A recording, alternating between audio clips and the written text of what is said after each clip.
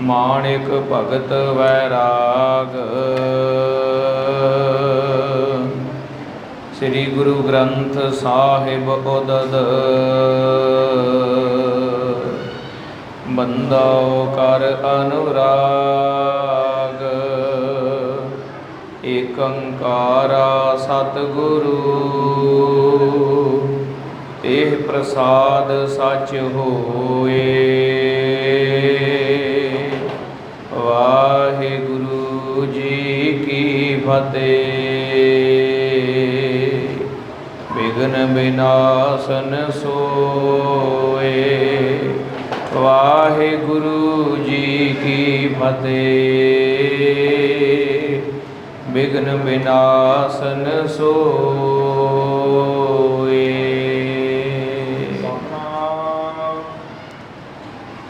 श्री वाहिगुरु साहिब जी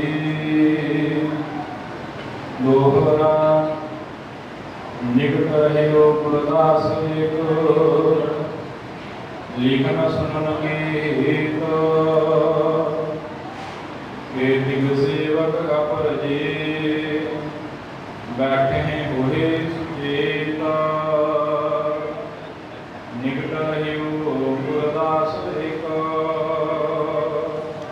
वाहिगुरु जी का खालसा वाहिगुरु जी की फतेह।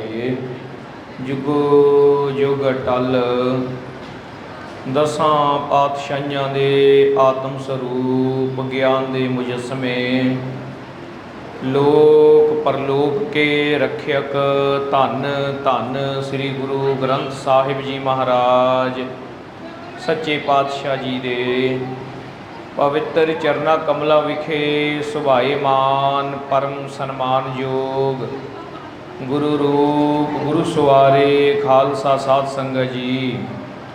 सतगुरां ने अपार बख्शिश की है जो महान पवित्र इतिहासक अस्थान गुरुद्वारा श्री रामसर साहिब जी की पावन धरा विखे अत्यंत ही प्रेमा भावनी दे नाल धन धन श्री गुरु ग्रंथ साहिब महाराज शब्द गुरु जी दे पावन पवित्र पहले प्रकाश गुरपुरब नूं समर्पित हो करके गुरु कियां सिख संगतां बड़े ही प्रेम दे नाल नेम दे सहत हाजरियां भर रहे हो।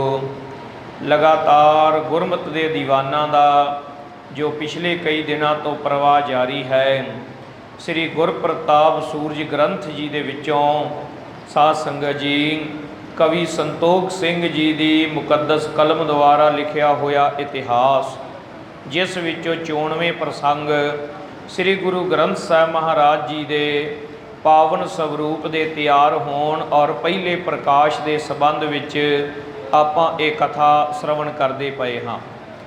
रोज़ाना ही विद्वानां गुरमुखां सिंह साहिबान जी के पासों पिछे लड़ीवार कथा श्रवण की है कि धन धन श्री गुरु अर्जन देव महाराज जी शहीदां दे सरताज बाणी के बोहित सतगुरु जी ने भाई गुरदास जी बाबा बुढ़ा जी ऐसे गुरमुखां महापुरखां दे नाल ये मशवरा करके कि ये जो महान कारज आरंभ करना है ये किहड़ी धरती ते किहड़े स्थान ते कीता जावे। तां साध संगत जी सतगुरु जी की आग्ञा पा के बाबा बुढ़ा जी भाई गुरदास जी इत्यादि महान गुरसिखा ने इस स्थान की चोण की है जिस स्थान ते इस वेले आपां सजे हुए हाँ। ये प्रसंग पिछे आ गया। धन श्री गुरु अर्जन देव महाराज जी ने जदों ये स्थान वेखिया महाराज प्रसन्न हुए। स्थान पसंद आया। ये ते उस समय उजाड़ सी शहर का हिस्सा नहीं सी ये धरती। साध संगत जी उदों शहर केवल दरवाजियां दे अंदर वाला ही सी पुरातन जिहड़ा शहर है। ये धरती तो उजाड़ सी सारी जंगल सी। इत्ते बेरियां का झुंड है ते बेरियां दे झुंड दे विच एक छोटी जही ढाब है कुदरती पानी का सोमा। सतगुरां ने बाबा बुढ़ा साहब जी नूं आग्ञा दे के इत्ते टक लाया और सरोवर तैयार करवाया। ਇਹ ਜੋ ਸ੍ਰੀ ਰਾਮਸਰ ਸਾਹਿਬ ਜੀ ਦਾ ਪਾਵਨ ਸਰੋਵਰ ਹੈ ਨਾ, ਜਿੱਥੇ ਸੰਗਤਾਂ ਇਸ਼ਨਾਨ ਕਰਦੇ ਆ, ਇਹ ਸਰੋਵਰ ਸਾਧ ਸੰਗਤ ਜੀ ਬਾਬਾ ਬੁੱਢਾ ਸਾਹਿਬ ਜੀ ਨੇ ਇੱਕੋ ਦਿਨ ਦੇ ਵਿੱਚ ਹੀ ਪੂਰਾ ਮੁਕੰਮਲ ਖੁਦਵਾਇਆ ਹੈ। ਇਹ ਸਤਿਗੁਰਾਂ ਨੇ ਬਾਬਾ ਬੁੱਢਾ ਜੀ ਨੂੰ ਸੇਵਾ ਲਾਈ ਤੇ ਬਾਬਾ ਜੀ ਨੇ ਇੱਕੋ ਦਿਨ ਦੇ ਵਿੱਚ ਹੀ ਇਹ ਸਰੋਵਰ ਮੁਕੰਮਲ ਕਰਵਾ ਲਿਆ।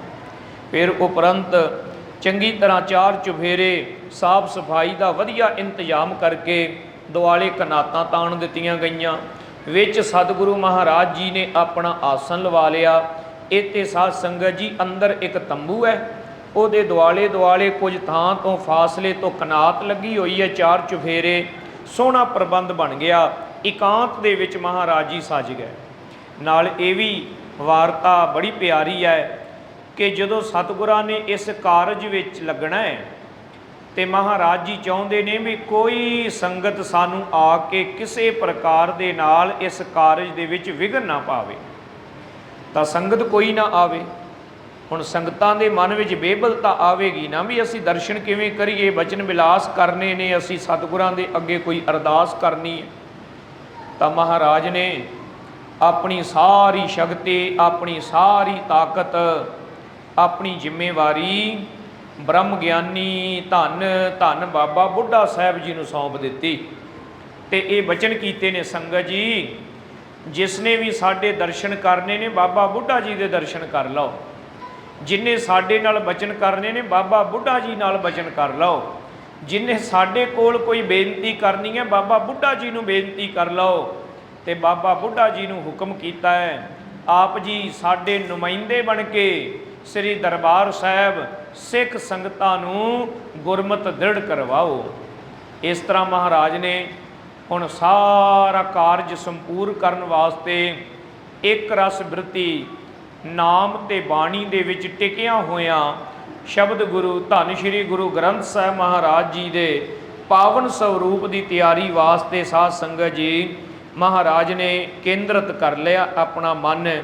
ਤੇ ਹੁਣ ਕਿਵੇਂ ਸਰੂਪ ਦੀ ਲਿਖਾਈ ਆਰੰਭ ਹੁੰਦੀ ਹੈ ਉਹ ਪ੍ਰਸੰਗ ਅੱਜ ਆਪਾਂ ਸੁਣਨਾ ਹੈ।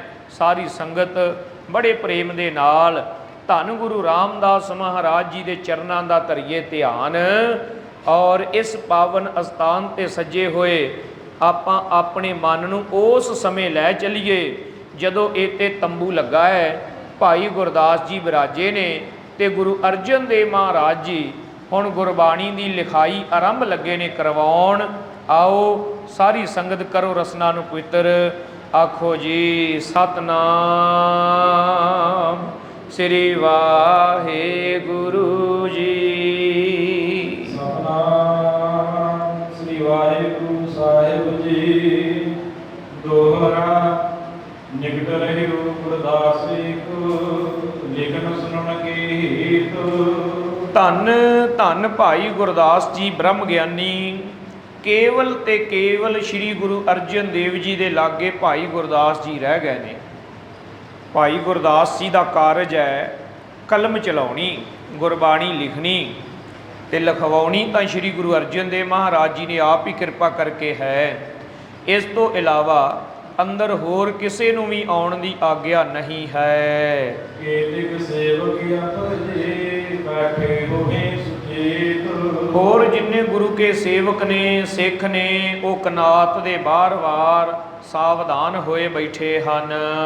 ਜਾਓ ਪਈ ਨਿਕਟ ਨਾ ਪਹੁੰਚੇ ਗੁਨਾ ਬੁਲਾਏ। ਜੋ ਕੋਈ ਵੀ ਬਿਨਾਂ ਬੁਲਾਇਆ ਇੱਥੇ ਨਾ ਆ ਸਕੇ, ਉਹੀ ਅੰਦਰ ਆਵੇ ਜਿਹਨੂੰ ਬੁਲਾਇਆ ਜਾਵੇ। ਬਿਨ ਬੁਲਾਇਆ ਕੋਈ ਵੀ ਨੇੜੇ ਨਾ ਆਵੇ। ਇਸ ਤਰ੍ਹਾਂ 4 ਚੁਫੇਰੇ ਸਾਵਧਾਨਤਾ ਦੇ ਨਾਲ ਗੁਰੂ ਕੇ ਸਿੱਖ ਪਹਿਰੇਦਾਰੀ ਕਰਦੇ ਹਨ।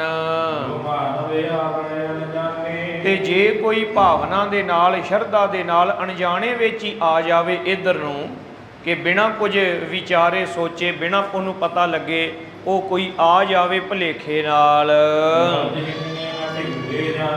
ਤਾਂ ਇਹ ਦੂਰੋਂ ਹੀ ਉਹਨੂੰ ਰੋਕ ਕੇ ਤੇ ਉੱਤੋਂ ਹੀ ਸਮਝਾ ਕੇ ਮੋੜ ਦਿੰਦੇ ਨੇ, ਨਾ ਭਾਈ ਇਹ ਜਗ੍ਹਾ ਦਰਸ਼ਨਾਂ ਲਈ ਨਹੀਂ ਹੈ, ਇੱਥੇ ਮਹਾਰਾਜ ਕੋਈ ਜ਼ਰੂਰੀ ਕਾਰਜ ਕਰਦੇ ਪਏ ਨੇ, ਇੱਥੇ ਦਰਸ਼ਨ ਨਹੀਂ ਹੋਣੇ, ਦਰਸ਼ਨ ਕਰਨ ਦਰਬਾਰ ਸਾਹਿਬ ਜਾਓ।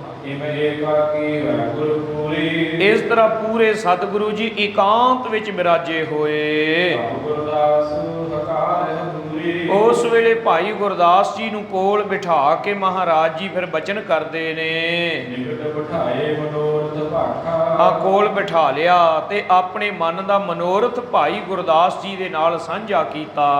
ਸੁਣ ਭਾਵੇ ਹਮਰੇ ਅਬਲਾਖਾ। ਹੇ ਭਾਈ ਗੁਰਦਾਸ ਜੀ, ਸੁਣੋ ਜਿਸ ਪ੍ਰਕਾਰ ਸਾਡੇ ਮਨ ਦੀ ਅਭਿਲਾਸ਼ਾ ਹੈ। ਹੁਣ ਆਪਾਂ ਜੋ ਸ੍ਰੀ ਗੁਰੂ ਗ੍ਰੰਥ ਸਾਹਿਬ ਜੀ ਦਾ ਸਰੂਪ ਜੋ ਬੀੜ ਤਿਆਰ ਕਰਨੀ ਹੈ, ਸਭ ਤੋਂ ਪਹਿਲਾ ਨਿਯਮ ਇਹ ਹੈ ਕਿ ਅੱਖਰ ਕੇਵਲ ਤੇ ਕੇਵਲ ਗੁਰਮੁਖੀ ਦੇ ਹੋਣਗੇ। ਥੋੜਾ ਜਿਹਾ ਧਿਆਨ ਦਈਏ ਤਾਂ ਗੁਰਬਾਣੀ ਦੇ ਵਿੱਚ ਸਭ ਤੋਂ ਪੁਰਾਣੇ ਜੇ ਬਚਨ ਨੇ, ਸਭ ਤੋਂ ਪੁਰਾਤਨ ਜੇ ਕੋਈ ਮਹਾਂਪੁਰਖ ਨੇ ਤੇ ਉਹ ਨੇ ਬਾਬਾ ਸ਼ੇਖ ਫਰੀਦ ਜੀ। ਤੇ ਬਾਬਾ ਫਰੀਦ ਜੀ ਨੇ ਜਦੋਂ ਆਪਣੀ ਬਾਣੀ ਲਿਖੀ, ਉਹਨਾਂ ਨੇ ਕਿਹੜੇ ਅੱਖਰਾਂ ਵਿੱਚ ਲਿਖੀ ਹੋਵੇਗੀ ਭਲਾ? ਸਾਧ ਸੰਗਤ ਜੀ, ਬੋਲੀ ਭਾਵੇਂ ਬਾਬਾ ਫਰੀਦ ਜੀ ਦੀ ਪੰਜਾਬੀ ਸੀ, ਪਰ ਉਸ ਵੇਲੇ ਗੁਰਮੁਖੀ ਲਿਪੀ ਦਾ ਪ੍ਰਚਲਨ ਨਹੀਂ ਸੀ। ਸ਼ਾਰਦਾ, ਟਾਕਰੇ ਉਹ ਸਨ, ਪਰ ਬਾਬਾ ਫਰੀਦ ਜੀ ਕਿਉਂਕਿ ਉਹਨਾਂ ਦਾ ਪਿਛੋਕੜ ਇਸਲਾਮੀ ਹੈ, ਇਸ ਲਈ ਉਹਨਾਂ ਦੀ ਫਾਰਸੀ ਉਹੀ ਅਲਫ ਬੇ ਪੇ ਤੇ ਟੇ ਸੇ ਵਾਲੀ ਸੀ। ਜਿਵੇਂ ਅੱਜ ਵੀ ਪਾਕਿਸਤਾਨ ਦੇ ਵਿੱਚ ਜਿਹੜੇ ਪੰਜਾਬੀ ਬੋਲਦੇ ਨੇ, ਉਹ ਉਸੇ ਲਿਪੀ ਦੇ ਵਿੱਚ ਹੀ ਲਿਖਦੇ ਨੇ। ਵੇਖਣ ਨੂੰ ਉਹ ਲਿਪੀ ਉਰਦੂ, ਫਾਰਸੀ, ਅਰਬੀ ਵਾਲੀ ਹੈ, ਪਰ ਉਹਦੇ ਵਿੱਚ ਉਹ ਪੰਜਾਬੀ ਲਿਖ ਲੈਂਦੇ ਨੇ। ਇਵੇਂ ਹੀ ਜਿਵੇਂ ਅੱਜ ਕੱਲ੍ਹ ਆ ਮੋਬਾਈਲਾਂ ਦੇ ਵਿੱਚ ਨਹੀਂ ਸਾਡੇ ਬੱਚੇ ABC ਦੀ ਵਰਤੋਂ ਕਰਕੇ ਪੰਜਾਬੀ ਲਿਖ ਲੈਂਦੇ ਨੇ, ਇੱਕ ਦੂਜੇ ਨੂੰ ਮੈਸੇਜ ਕਰਦੇ ਆ। ਇਵੇਂ ਤਾਂ ਮਹਾਰਾਜ ਨੇ ਆਖਿਆ ਭਾਈ, ਇਸੇ ਤਰ੍ਹਾਂ ਭਗਤ ਜੈਦੇਵ ਜੀ ਨੇ ਕਿਹੜੀ ਲਿਪੀ ਵਰਤੀ ਹੋਵੇਗੀ ਭਲਾ? ਭਗਤ ਜੈਦੇਵ ਸਾਹਿਬ ਜੀ ਨੇ ਬਿਨਾਂ ਸ਼ੱਕ ਉਹਨਾਂ ਨੇ 52 ਅੱਖਰਾਂ ਵਾਲੀ ਜਿਹੜੀ ਨਾਗਰੀ ਲਿਪੀ ਹੈ ਉਹਦੀ ਵਰਤੋਂ ਕੀਤੀ ਹੈ। ਇਸੇ ਪ੍ਰਕਾਰ ਬਾਕੀ ਭਗਤ ਸਾਹਿਬਾਨ ਜੀ ਨੇ ਵੀ ਅੱਡ ਅੱਡ ਲਿਪੀਆਂ ਦੀ ਵਰਤੋਂ ਕੀਤੀ ਹੈ। ਪਰ ਸਤਿਗੁਰੂ ਮਹਾਰਾਜ ਜੀ ਚਾਹੁੰਦੇ ਨੇ ਗੁਰਬਾਣੀ ਲਿਖਣ ਦਾ ਪਹਿਲਾ ਨਿਯਮ ਹੈ ਭਾਈ ਗੁਰਦਾਸ ਜੀਓ, ਇਹ ਹੈ ਕਿ ਲਿਪੀ ਇੱਕੋ ਹੀ ਰਹੇਗੀ, ਲਿਪੀ ਅੱਡ ਅੱਡ ਨਹੀਂ ਹੋਣੀ। ਅੱਖਰ ਊੜੇ ਐੜੇ ਵਾਲੇ ਉਹੀ ਰਹਿਣਗੇ। ਨਾਨਕ ਪੱਟੀ ਜੋ ਬਣਾਈ। ਹਾਂ, ਇਹ ਲਿਪੀ ਕਿਹਦੇ ਆਧਾਰ ਤੇ ਹੈ? ਇਹ ਲਿਪੀ ਹੈ ਧੰਨ ਸ਼੍ਰੀ ਗੁਰੂ ਨਾਨਕ ਦੇਵ ਮਹਾਰਾਜ ਜੀ ਦੀ ਬਾਣੀ ਹੈ ਨਾ, ਰਾਗ ਆਸਾ ਮਹੱਲਾ ਪਹਿਲਾ ਪੱਟੀ ਲਿਖੀ। ਉਤੇ ਜੋ ਬਚਨ ਹਨ, ਸੱਸੈ ਸੋਏ ਸ੍ਰਿਸ਼ਟ ਜਿਨ ਸਾਜੀ, ਸਭਨਾ ਸਾਹਿਬ ਏਕ ਭਇਆ, ਸੇਵਤ ਰਹੇ ਚਿਤ ਜਿਨ ਕਾ ਲਾਗਾ, ਆਇਆ ਤਿਨ ਕਾ ਸਫਲ ਭਇਆ। ਉਹਦੇ ਆਧਾਰ ਦੇ ਉੱਤੇ ਹੀ ਮਹਾਰਾਜ ਜੀ ਨੇ ਫਰਮਾਇਆ ਕਿ ਭਾਈ ਇਹ ਗੁਰਮੁਖੀ ਲਿਪੀ ਦੇ ਅੱਖਰ ਬਣਾ ਕੇ ਲਿਖਣੇ ਹਨ। ਜਿਹੜੇ 35 ਅੱਖਰ ਮਹਾਰਾਜ ਨੇ ਬਣਾਏ ਹੋਏ ਨੇ ਨਾ, ਭਾਵੇਂ ਕਿ ਪੈਰਾਂ ਵਿੱਚ ਬਿੰਦੀਆਂ ਲਾ ਕੇ ਜਾਂ ਹੋਰ ਤਰ੍ਹਾਂ ਹੋਰ ਅੱਖਰ, ਉਹ ਵੀ ਇਹਦੇ ਚੋਂ ਨਿਕਲੇ ਨੇ। ਮੂਲ ਅੱਖਰ 35 ਨੇ ਤੇ 35 ਰਹਿਣੇ ਨੇ। ਤੋ ਸਾਧ ਸੰਗਤ ਜੀ, ਇਸ ਭੁਲੇਖੇ 'ਚ ਨਹੀਂ ਪੈਣਾ। ਕਈ ਕਹਿਣ ਲੱਗ ਪੈਂਦੇ ਨੇ ਜੀ ਹੁਣ 41 ਹੋ ਗਏ, ਇਸ ਤਰ੍ਹਾਂ ਨਹੀਂ ਹੈ। ਉਹ ਅੱਖਰ ਇਹੀ ਨੇ, ਇਹਨਾਂ ਦੇ ਵਿੱਚੋਂ ਆਵਾਜ਼ਾਂ ਆਪਾਂ ਹੋਰ ਵੀ ਕੱਢ ਲਈਆਂ। ਜਿਵੇਂ ਸੱਸੇ ਦੇ ਪੈਰ 'ਚ ਬਿੰਦੀ ਲਾ ਲੈਂਦੇ ਹਾਂ ਤੇ ਉਹ ਸ਼ਾਹ ਬਣ ਜਾਂਦਾ ਹੈ, ਪਰ ਉਹ ਗਿਣਤੀ ਵਿੱਚ ਅੱਖਰ ਨਹੀਂ ਵੱਧ ਜਾਂਦਾ। ਰਹਿਣੇ 35 ਨੇ, ਉਹਨਾਂ 35 ਦੇ ਵਿੱਚੋਂ ਹੀ ਆਵਾਜ਼ਾਂ ਅੱਡ ਅੱਡ ਕੱਢ ਲਈਆਂ। ਤੋ ਇਹ 35 ਅੱਖਰ ਜਿਹੜੇ ਗੁਰਮੁਖੀ ਦੇ ਧੰਨ ਸ਼੍ਰੀ ਗੁਰੂ ਨਾਨਕ ਦੇਵ ਮਹਾਰਾਜ ਜੀ ਨੇ ਸਾਨੂੰ ਸਵਾਰ ਕੇ ਦਿੱਤੇ। ਸ਼੍ਰੀ ਗੁਰੂ ਅੰਗਦ ਦੇਵ ਮਹਾਰਾਜ ਜੀ ਨੇ ਇਹਦਾ ਪ੍ਰਚਾਰ ਤੇ ਪਸਾਰ ਬੜਾ ਕੀਤਾ। ਸਾਰੀ ਗੁਰਬਾਣੀ ਇਹਨਾਂ 35 ਅੱਖਰਾਂ ਦੇ ਦੁਆਰਾ ਹੀ ਲਿਖਣੀ ਹੈ, ਜੋ ਕਿ ਪੜ੍ਹਨ ਵਿੱਚ, ਪਾਠ ਕਰਨ ਦੇ ਵਿੱਚ ਬੜੀ ਸੁਖੈਨ ਹੋਵੇਗੀ, ਭੁਲੇਖਾ ਨਹੀਂ ਪੈਂਦਾ। ਸਾਧ ਸੰਗਤ ਜੀ, ਜਿਹੜੀ ਇਹ ਗੁਰਮੁਖੀ ਲਿਪੀ ਹੈ ਨਾ, ਊੜੇ ਤੋਂ ਲੈ ਕੇ ੜਾੜੇ ਤੱਕ, ਇਹਦਾ ਪਾਠ ਕਰਨ ਦਾ ਵੀ ਇਸੇ ਤਰ੍ਹਾਂ ਹੀ ਮਹਾਤਮ ਹੈ ਜਿਵੇਂ ਗੁਰਬਾਣੀ ਦਾ ਪਾਠ ਕਰਨ ਦਾ ਮਹਾਤਮ ਹੈ। ਫਿਰ ਮੈਂ ਬੇਨਤੀ ਦੁਹਰਾਵਾਂ, ਜਿਵੇਂ ਆਪਾਂ ਗੁਰਬਾਣੀ ਦਾ ਪਾਠ ਕਰਦੇ ਹਾਂ ਤੇ ਇਹਦਾ ਬੜਾ ਮਹਾਤਮ ਹੈ, ਬੜਾ ਫਲ ਹੈ, ਉਵੇਂ ਹੀ ਜੇ ਆਪਾਂ ਊੜੇ ਤੋਂ ਲੈ ਕੇ ੜਾੜੇ ਤੱਕ 35 ਅੱਖਰਾਂ ਨੂੰ ਪੜ੍ਹਦੇ ਹਾਂ ਨਾ, ਤੇ ਇਹ ਵੀ ਐਵੇਂ ਸਮਝੋ ਵੀ ਮੈਂ ਗੁਰਬਾਣੀ ਹੀ ਪੜ੍ਹਦਾ ਪਿਆ ਵਾਂ, ਕਿਉਂਕਿ ਇਹ ਅੱਖਰ ਹੀ ਗੁਰਬਾਣੀ ਦਾ ਪਹਿਰਾਵਾ ਹਨ। ਸਾਧ ਸੰਗਤ ਜੀ, ਇਸ ਲਈ ਅਸੀਂ ਵੇਖਦੇ ਹਾਂ ਸਮਾਜ ਵਿੱਚ ਨਿਆਣੇ ਸਾਡੇ ਜਿਹੜੇ ਨੇ ਪਹਿਲੀ ਦੂਜੀ ਵਿੱਚ ਸਿੱਖਦੇ ਨੇ ਤੇ ਥੋੜ੍ਹੇ ਜਿਹੇ ਜਦੋਂ ਵੱਡੇ ਹੋ ਜਾਂਦੇ ਨੇ 7ਵੀਂ 8ਵੀਂ ਤੱਕ ਉਹਨਾਂ ਨੂੰ 35 ਅੱਖਰ ਹੀ ਨਹੀਂ ਆਉਂਦੇ ਹੁੰਦੇ। ਜੇ ਸਿਆਣਿਆਂ ਨੂੰ ਵੀ ਪੁੱਛ ਲਈਏ ਨਾ ਵੀ 35 ਅੱਖਰ ਸੁਣਾ ਦਿਓ ਗੁਰਮੁਖੀ ਦੇ, ਤੇ ਸਾਧ ਸੰਗਤ ਜੀ ਬਹੁਤਿਆਂ ਨੂੰ ਨਹੀਂ ਆਉਂਦੇ ਹੁੰਦੇ। ਖਿਮਾ ਕਰਨਾ, ਜਪਜੀ ਸਾਹਿਬ ਜੀ ਦਾ ਪਾਠ ਕਰਨ ਲੱਗੇ ਨਾ ਇੱਕ ਵਾਰਾ ਊੜੇ ਐੜੇ ਦੇ 35 ਅੱਖਰਾਂ ਦਾ ਵੀ ਪਾਠ ਜ਼ਰੂਰ ਕਰ ਲਿਆ ਕਰੀਏ। ਇਹਦਾ ਮਹਾਤਮ ਵੀ ਗੁਰਬਾਣੀ ਦੇ ਨਾਲ ਹੀ ਹੈ, ਇਹ ਵੀ ਗੁਰਬਾਣੀ ਦੀ ਤਰ੍ਹਾਂ ਫਲਦਾਇਕ ਨੇ। ਗੁਰੂ ਦੀ ਕਿਰਪਾ ਦੀ ਮਿਹਰ ਸਾਡੇ ਤੇ ਮੀਂਹ ਵਰਦਾ ਹੈ ਜੇ ਆਪਾਂ ਇਹ ਅੱਖਰ ਪੜ੍ਹਦੇ ਹਾਂ। ਫਿਰ ਗੁਰਮੁਖੋ ਅੱਜ ਆਪਾਂ ਇਹ ਪੱਲੇ ਬੰਨ੍ਹ ਕੇ ਲੈ ਕੇ ਜਾਈਏ, ਤੇ ਜਿੰਨੇ ਆਪ ਟੈਲੀਵਿਜ਼ਨ ਇਤਿਆਦਿਕ ਇੰਟਰਨੈਟ ਰਾਹੀਂ ਵੀ ਸੁਣਦੇ ਹੋ ਸਾਧ ਸੰਗਤ ਜੀ, ਅਸੀਂ ਦੂਜਿਆਂ ਨੂੰ ਕਹਿ ਦਿੰਦੇ ਹਾਂ ਗੁਰਮਤਿ ਦੇ ਪ੍ਰਚਾਰ ਬਾਰੇ, ਪਰ ਆਪਣੇ ਘਰ ਝਾਤੀ ਮਾਰੋ ਕਿ ਸਾਡੇ ਬੱਚਿਆਂ ਨੂੰ ਛੋਟਾ ਹੋਵੇ ਵੱਡਾ ਹੋਵੇ 35 ਅੱਖਰ ਚੰਗੀ ਤਰ੍ਹਾਂ ਆਉਂਦੇ ਨੇ? ਜੇ ਨਹੀਂ ਨਾ ਆਉਂਦੇ ਤੇ ਮਾਤਾ ਪਿਤਾ ਦੇਣਦਾਰ ਨੇ। ਫਿਰ ਮਾਤਾ ਪਿਤਾ ਇਸ ਗੱਲ ਦੇ ਜ਼ਿੰਮੇਵਾਰ ਨੇ, ਦੇਣਦਾਰ ਨੇ। ਮਾਤਾ ਪਿਤਾ ਦੀ ਨਲਾਇਕੀ ਸਮਝੀ ਜਾਵੇਗੀ। ਤੇ ਜੇ ਕਿਸੇ ਘਰ ਦੇ ਵਿੱਚ ਬੱਚੇ ਨੂੰ 1 ਤੋਂ ਲੈ ਕੇ 100 ਤੱਕ ਪੰਜਾਬੀ ਵਿੱਚ ਗਿਣਤੀ ਨਹੀਂ ਆਉਂਦੀ ਤੇ ਇਹਦਾ ਕਸੂਰਵਾਰ ਕਿਸੇ ਪ੍ਰਚਾਰਕ ਨੂੰ ਜਾਂ ਕਿਸੇ ਸੰਸਥਾ ਨੂੰ ਬਣਾਓਗੇ ਤੁਸੀਂ? ਇਹ ਤਾਂ ਸਾਡਾ ਫਰਜ਼ ਹੈ ਨਾ, ਮੇਰੇ ਬੱਚਿਆਂ ਨੂੰ 1 ਤੋਂ 100 ਤੱਕ ਦੀ ਗਿਣਤੀ ਪੰਜਾਬੀ ਵਿੱਚ ਉਹ ਸਿਖਾਉਣ ਦੀ ਜ਼ਿੰਮੇਵਾਰੀ ਵੀ ਮੇਰੀ ਹੋਣੀ ਚਾਹੀਦੀ। ਜਿੰਨੀਆਂ ਮਾਵਾਂ ਜਿੰਨੇ ਪਿਤਾ ਸੁਣਦੇ ਹੋ ਭਾਈ, ਇਹ ਜ਼ਿੰਮੇਵਾਰੀ ਹੈ ਸਾਡੀ ਕਿ 35 ਅੱਖਰ ਸਾਡਾ ਬੱਚਾ ਛੋਟਾ ਹੋਵੇ ਜਵਾਨ ਹੋਵੇ, 100 ਤੱਕ ਦੀ ਪੰਜਾਬੀ ਵਿੱਚ ਗਿਣਤੀ, 5 ਪਿਆਰਿਆਂ ਦੇ ਨਾਂ, 4 ਸਾਹਿਬਜ਼ਾਦਿਆਂ ਦੇ ਨਾਂ, 10 ਪਾਤਸ਼ਾਹੀਆਂ ਦੇ ਨਾਂ। ਸੂਰਜ ਨਹੀਂ ਬਣ ਸਕਦੇ ਤਾਂ ਦੀਵੇ ਤਾਂ ਜ਼ਰੂਰ ਬਣੀਏ ਨਾ। ਕੋਈ ਮੇਰੇ ਵਰਗਾ ਬੰਦਾ ਗਲੀ ਦੇ ਮੋੜ ਤੇ ਖਲੋ ਕੇ ਉਹ ਕਹੀ ਜਾਵੇ ਵੇਖੋ ਜੀ ਸਿੱਖੀ ਦਾ ਪ੍ਰਚਾਰ ਨਹੀਂ, ਸਿੱਖੀ ਦਾ ਪ੍ਰਚਾਰ ਨਹੀਂ। ਉਹਨੂੰ ਕਿਸੇ ਨੇ ਪੁੱਛਿਆ ਕਿ ਭਾਈ ਸਾਹਿਬ ਤੁਹਾਡੇ ਕੋਲ ਦਿਹਾੜੀ ਦੇ ਵਿੱਚ 15-20 ਮਿੰਟ ਖਾਲੀ ਤਾਂ ਹੁੰਦੇ ਹੋਣਗੇ ਨਾ ਕਿਸੇ ਵੇਲੇ? ਹਾਂ ਹੁੰਦੇ ਨੇ। ਤੇ ਪਿਆਰਿਆ ਤੂੰ ਗਲੀ ਗਵਾਂਢ ਦੇ ਬੱਚੇ ਇਕੱਠੇ ਕਰਕੇ ਇਹਨਾਂ ਨੂੰ 10 ਪਾਤਸ਼ਾਹੀਆਂ ਦੇ ਨਾਂ ਹੀ ਸਿਖਾ ਦੇ, ਤੇਰਾ ਵੀ ਸਿੱਖੀ ਦੇ ਪ੍ਰਚਾਰ 'ਚ ਯੋਗਦਾਨ ਪੈ ਜੇ। ਭੈਣੋ ਬੀਬੀਓ, ਆਂਢ ਗਵਾਂਢ ਦੀਆਂ ਮਾਈਆਂ ਰਲ ਕੇ ਕਈ ਵਾਰ ਐਵੇਂ ਫਜ਼ੂਲ ਗੱਲਾਂ ਚੁਗਲੀ ਨਿੰਦਾ ਕਰਨ ਲੱਗ ਪੈਂਦੀਆਂ। ਮੈਂ ਤਰਲਾ ਲੈ ਕੇ ਬੇਨਤੀ ਕਰਦਾ ਮੇਰੀਓ ਭੈਣੋ, ਸ਼ਹਿਰ ਵਿੱਚ ਰਹਿੰਦੇ ਹੋਈਏ, ਪਿੰਡ ਵਿੱਚ ਰਹਿੰਦੇ ਹੋਈਏ, ਜੇ ਆਪਾਂ ਗੁਰਸਿੱਖੀ ਦੇ ਪ੍ਰਚਾਰ ਵਿੱਚ ਯੋਗਦਾਨ ਪਾਉਣਾ ਚਾਹੀਏ ਇਹ ਬੜਾ ਸੌਖਾ ਜੇ। ਆਪਣੇ ਬੱਚੇ, ਆਪਣੇ ਆਂਢ ਗਵਾਂਢ ਦੇ ਬੱਚੇ ਜੇ ਕਿਤੇ ਰਿਸ਼ਤੇਦਾਰੀ ਵਿੱਚ ਜਾਂਦੇ ਹੋ, ਉਹਨਾਂ ਦੇ ਬੱਚੇ ਨੂੰ ਪ੍ਰੇਮ ਨਾਲ ਮਾਰੋ ਆਵਾਜ਼, ਉਹਨੂੰ ਕਹੋ ਆਪਾਂ 10 ਪਾਤਸ਼ਾਹੀਆਂ ਦੇ ਨਾਮ ਬੋਲੀਏ, 5 ਪਿਆਰਿਆਂ ਦੇ ਨਾਮ ਬੋਲੀਏ, 4 ਸਾਹਿਬਜ਼ਾਦਿਆਂ ਦੇ ਨਾਮ ਬੋਲੀਏ। ਇਸ ਤਰ੍ਹਾਂ ਸਿੱਖੀ ਦਾ ਪ੍ਰਚਾਰ ਹੁੰਦਾ। ਜਿਵੇਂ ਅਸੀਂ ਕਰਦੇ ਹਾਂ ਨਾ ਗੱਲਾਂ, ਐਵੇਂ ਕੱਲੀਆਂ ਗੱਲਾਂ ਨਾਲ ਕੁਝ ਨਹੀਂ ਹੋਣਾ। ਜਿੱਥੇ ਵੀ ਜਾਈਏ ਆਪਾਂ ਇਸ ਤਰ੍ਹਾਂ ਸਿੱਖੀ ਦਾ ਪ੍ਰਚਾਰ ਕਰੀਏ, ਭਾਵੇਂ ਬਜ਼ੁਰਗ ਹੋਈਏ ਭਾਵੇਂ ਨੌਜਵਾਨ ਹੋਈਏ। ਤਾਂ ਮਹਾਰਾਜ ਜੀ ਨੇ ਕਿਹਾ ਭਾਈ ਗੁਰਦਾਸ ਜੀ, ਇਹ ਜਿਹੜੀ ਊੜੇ ਐੜੇ ਵਾਲੀ ਆ ਨਾ ਲਿਪੀ, ਇਹ ਮੁਕੰਮਲ ਹੈ। ਮੁਕੰਮਲ ਕਿਵੇਂ ਹੈ? ਅੰਗਰੇਜ਼ੀ ਦੀ ਹੈ ਨਾ 26 ਅੱਖਰਾਂ ਦੀ ਲਿਪੀ। ਤੇ ਸਾਧ ਸੰਗਤ ਜੀ, ਇਹਦੇ ਵਿੱਚ ਜੇ ਡੱਡੇ ਦੀ ਆਵਾਜ਼ ਦੇਣੀ ਹੋਵੇ ਤੇ DH, ਢੱਡੇ ਦੀ ਆਵਾਜ਼ ਦੇਣੀ ਹੋਵੇ ਤੇ ਤਦ ਵੀ DH। ਤੇ ਜਦੋਂ ਲਿਖ ਦਿਓਗੇ ਅੰਗਰੇਜ਼ੀ ਵਿੱਚ ਤੇ ਕੀ ਪਤਾ ਲੱਗੇਗਾ ਵੀ ਇੱਥੇ ਡੱਡਾ ਬੋਲਣਾ ਕਿ ਢੱਡਾ ਬੋਲਣਾ? ਟੀ ਪਾ ਦਿਓਗੇ, ਉਹਦੀ ਆਵਾਜ਼ ਤੱਤੇ ਦੀ ਕਦੋਂ ਆਵੇਗੀ, ਟੈਂਕੇ ਦੀ ਕਦੋਂ ਆਵੇਗੀ, ਕਿਵੇਂ ਪਤਾ ਲੱਗੇਗਾ? ਇਹ ਅਧੂਰੀ ਜੀ ਲਿਪੀ ਹੈ, ਬਿਲਕੁਲ ਹੀ ਅਧੂਰੀ ਜਿਹੀ। ngੰਘਾਂ ਇਹਦੇ ਵਿੱਚ ਨਹੀਂ, ñਈਆਂ ਇਹਦੇ ਵਿੱਚ ਨਹੀਂ। ਤੇ ਅੱਜ ਕੱਲ੍ਹ ਕੀ ਕੀਤਾ ਜਾ ਰਿਹਾ? ngੰਘਾਂ ਵੀ ਖਤਮ ਕਰ ਦਿਓ, ñਈਆਂ ਵੀ ਖਤਮ ਕਰ ਦਿਓ, ਣਾਣਾ ਵੀ ਖਤਮ ਕਰ ਦਿਓ, ਜਈਆ ਵੀ ਖਤਮ ਕਰ ਦਿਓ। ਇਹ ਉਹ ਗੱਲ ਹੈ। ਦੁਕਾਨ 'ਤੇ ਗਏ ਆ, ਭਾਈ ਜੁੱਤੀ ਵਿਖਾ। ਉਹ ਕਹਿੰਦਾ ਜੀ ਆਹ ਲਓ ਜੁੱਤੀ।